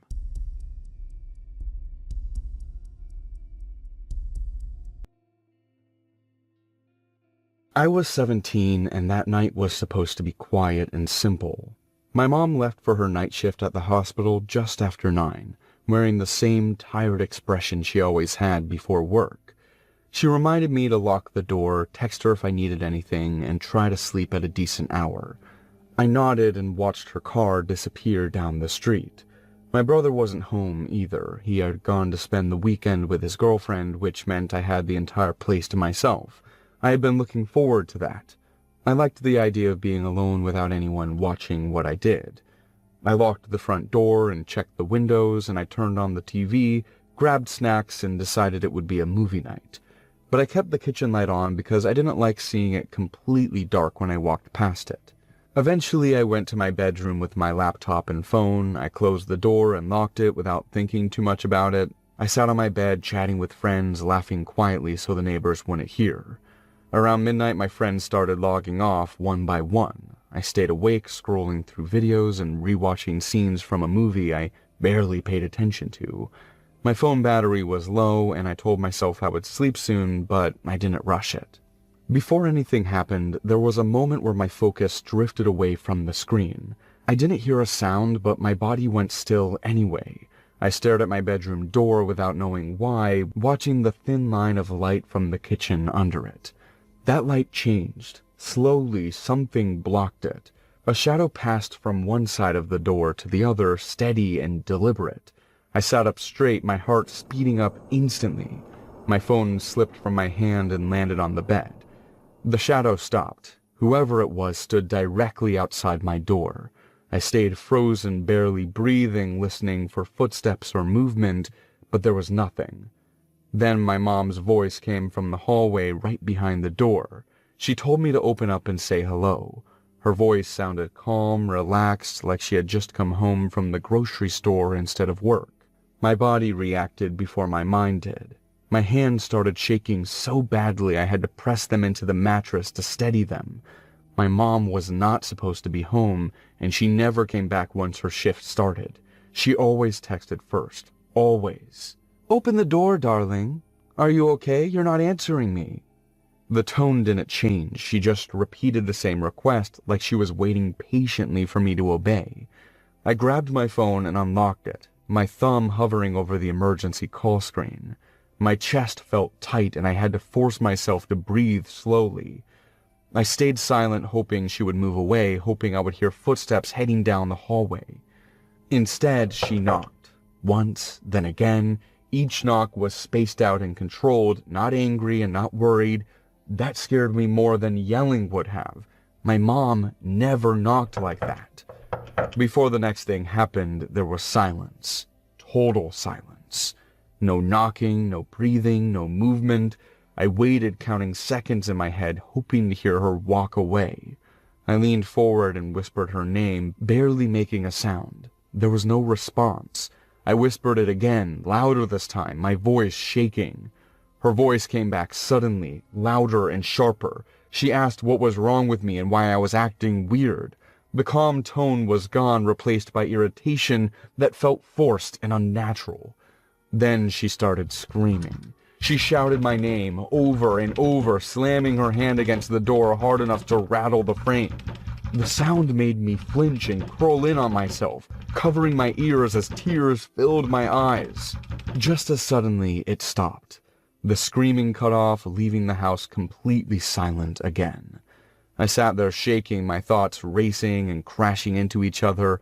Every instinct told me not to open the door, but another part of me needed to see what was there.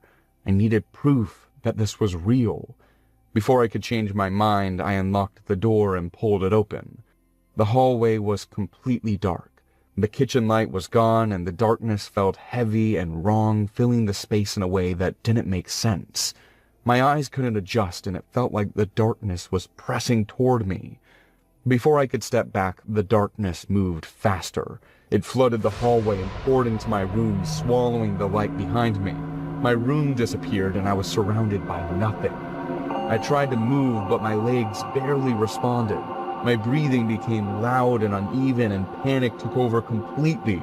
I forced myself forward, one step at a time, my hands shaking in front of me. Something screamed directly into my face. The sound was violent and overwhelming, and pain exploded across my skin. I felt claws tear into my arms, my neck, my face. I screamed and swung wildly, hitting nothing. I ran blindly, crashing into furniture and walls, tripping and falling until I slammed into my bedroom door. I forced it shut and locked it, flipping the light on with shaking hands. The room was normal again, but I wasn't. Blood ran down my arms and deep scratches burned across my skin. My shirt was torn and my hands shook so badly I could barely hold my phone. Before calling anyone, I listened. The hallway light was back on. Everything looked normal through the crack under the door, like nothing had happened at all. I called my mom, crying so hard I could barely speak. She answered from work, confused and scared, telling me she had never left the hospital and never spoken to me. She came home as fast as she could, and when she arrived, she found me sitting on my bed shaking and bleeding. She hugged me tightly and didn't let go. We checked the house together. Every door was locked, every window was closed, there was no sign of anyone else being there. The scratches healed, but the fear didn't. My mom stopped taking night shifts after that. She believed something happened, even if she didn't understand it. I don't stay alone anymore. Lights stay on all night, and my bedroom door stays open.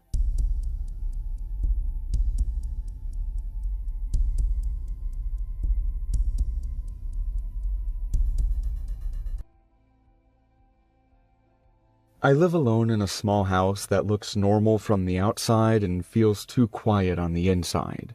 It has 2 floors, narrow stairs, and an attic I rarely used because I never needed the space.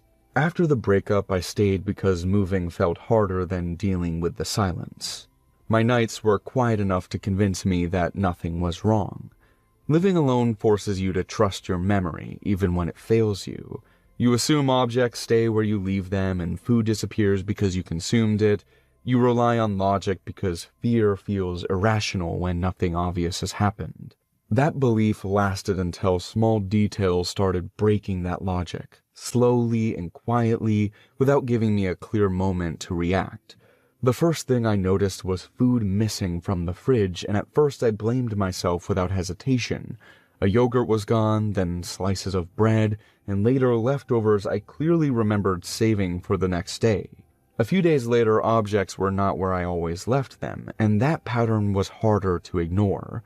My mug wasn't in the sink, my shoes weren't lined up by the door, the remote control had moved from the couch to the table. These were small things, but they were consistent, and consistency made them harder to dismiss. At night, I started paying attention to sounds I used to ignore. The house made noises before, but now they felt deliberate. The ceiling creaked once, then again, spaced apart, careful enough to feel controlled. I stayed in bed staring at the dark, counting seconds, waiting for the noise to return. I called the police after a week of this. Explaining it out loud made me feel ridiculous, and their reaction confirmed it. They checked everything, including the attic, and found nothing unusual. They told me to call again if something more serious happened, Then they left me alone with a house that no longer felt empty. After that visit, fear stopped being an idea and became a constant presence.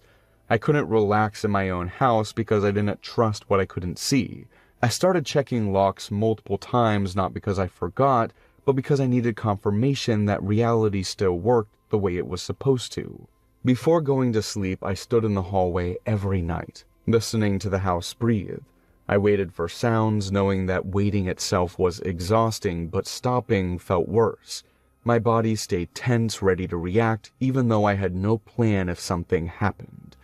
One morning, I found the kitchen faucet open, slowly filling the sink. I never leave it like that. Next to it was an open package of cookies I didn't remember buying. I stood there frozen, staring at the water in the plastic wrapper, feeling my chest tighten as the realization hit me that someone else knew where things were in my house. That night, I didn't sleep. I stayed in bed with my phone in my hand, jumping at every sound, replaying the image of that open faucet in my head. Around 3 a.m, I heard movement above me, heavier than before, slow and careful, like someone adjusting their position to avoid making noise. I pressed my hand against my mouth to stop myself from making a sound because fear had fully taken control by then, and every part of me knew that whatever was happening was inside the house. I bought indoor cameras the next day because fear demanded proof. I needed to see something real, something undeniable, because my mind was spiraling faster than I could control.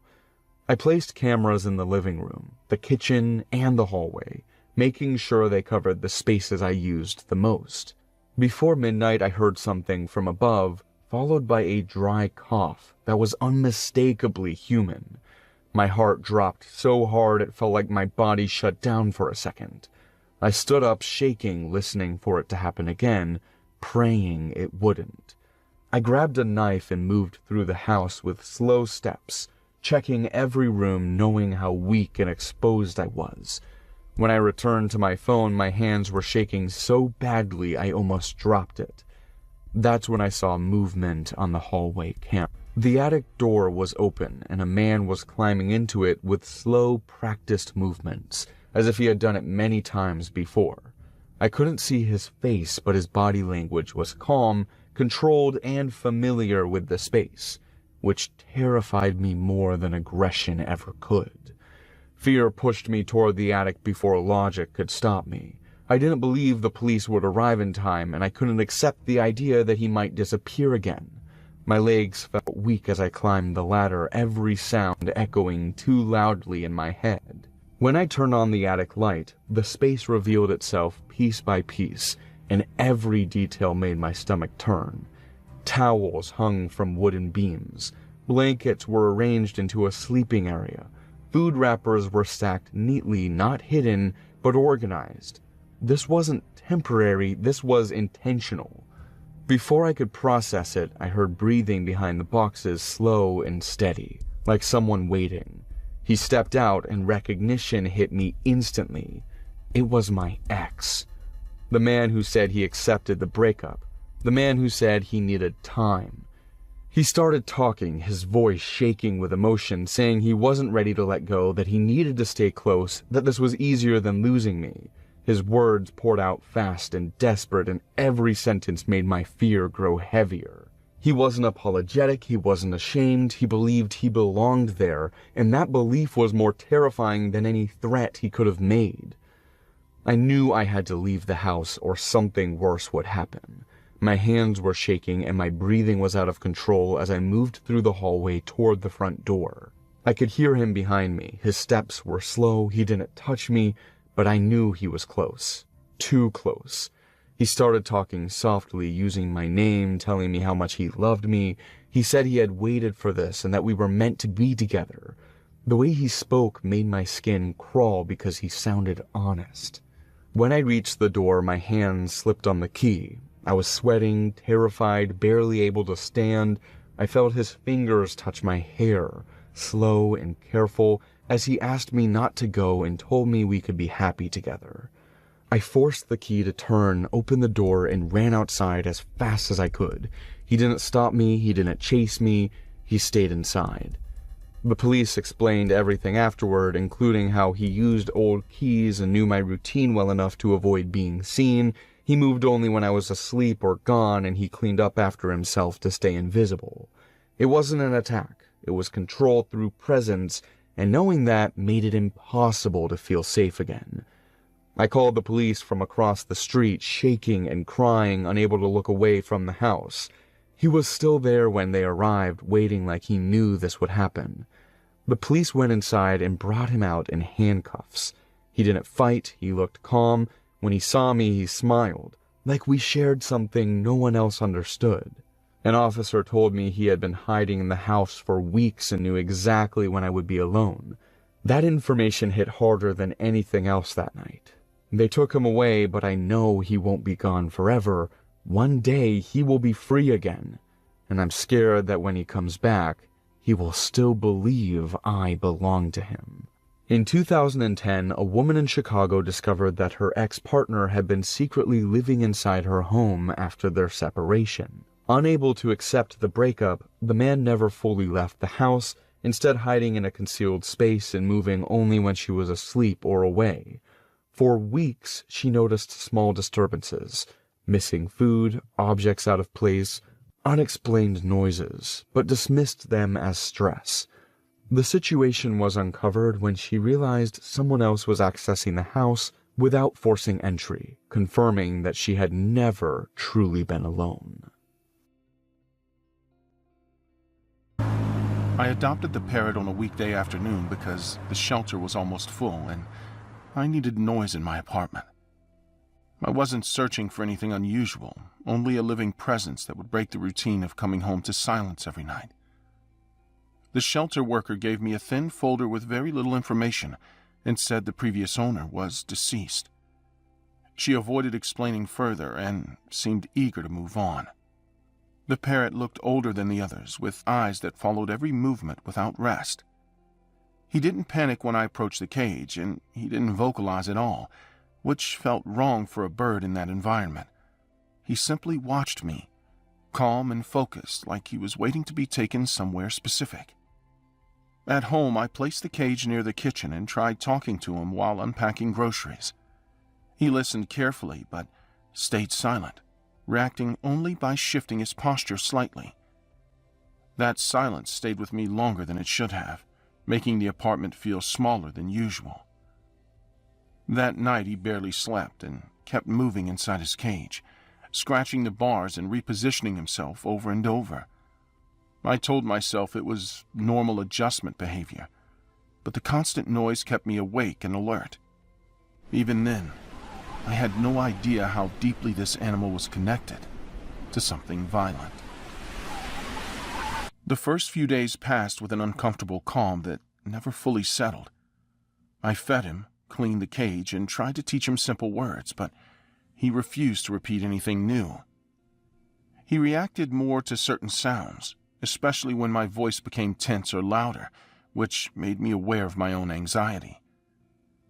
On the third day, while washing dishes, he spoke clearly for the first time. Don't shoot!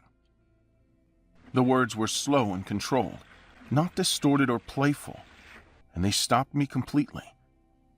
I stood frozen with my hands under the water, trying to understand what I had just heard. I laughed nervously and tried to rationalize it, reminding myself that parrots repeat things they hear without understanding. Still, the phrase stuck in my head for the rest of the day, repeating itself even when the parrot stayed silent. That night I slept poorly, replaying the moment again and again. The next morning he said it again while I walked past his cage. Don't shoot! There was no trigger or reason, and my chest tightened immediately. That was when I realized this was not random mimicry, and the discomfort turned into something heavier. Before contacting the police, I recorded everything, my hands shaking while holding my phone close to the cage. The parrot spoke steadily, repeating the same phrases without reacting to the camera. I started feeling watched, even when I was alone in the apartment. At the police station, the officer dismissed my concerns at first, smiling as if I was wasting his time. That reaction made my fear worse because I knew I would leave without protection. I returned home feeling exposed and vulnerable, constantly checking my surroundings. 2 days later, I noticed a dark sedan parked across the street when I left work. The engine was running, and the driver didn't look away when I glanced in his direction. I told myself it was nothing, but the same car appeared again that evening, this time closer to my building. That night, the parrot spoke with urgency. You are a liar! Don't shoot! My heart raced as I locked every door and window, realizing someone else might know about the bird and what he was saying. Before the attack, there was a long walk home where I felt exposed on the sidewalk, constantly checking behind me. When I reached the intersection near my building, the dark sedan appeared again, accelerating suddenly towards me. The car swerved onto the sidewalk without warning, forcing me to jump aside and fall hard onto the pavement.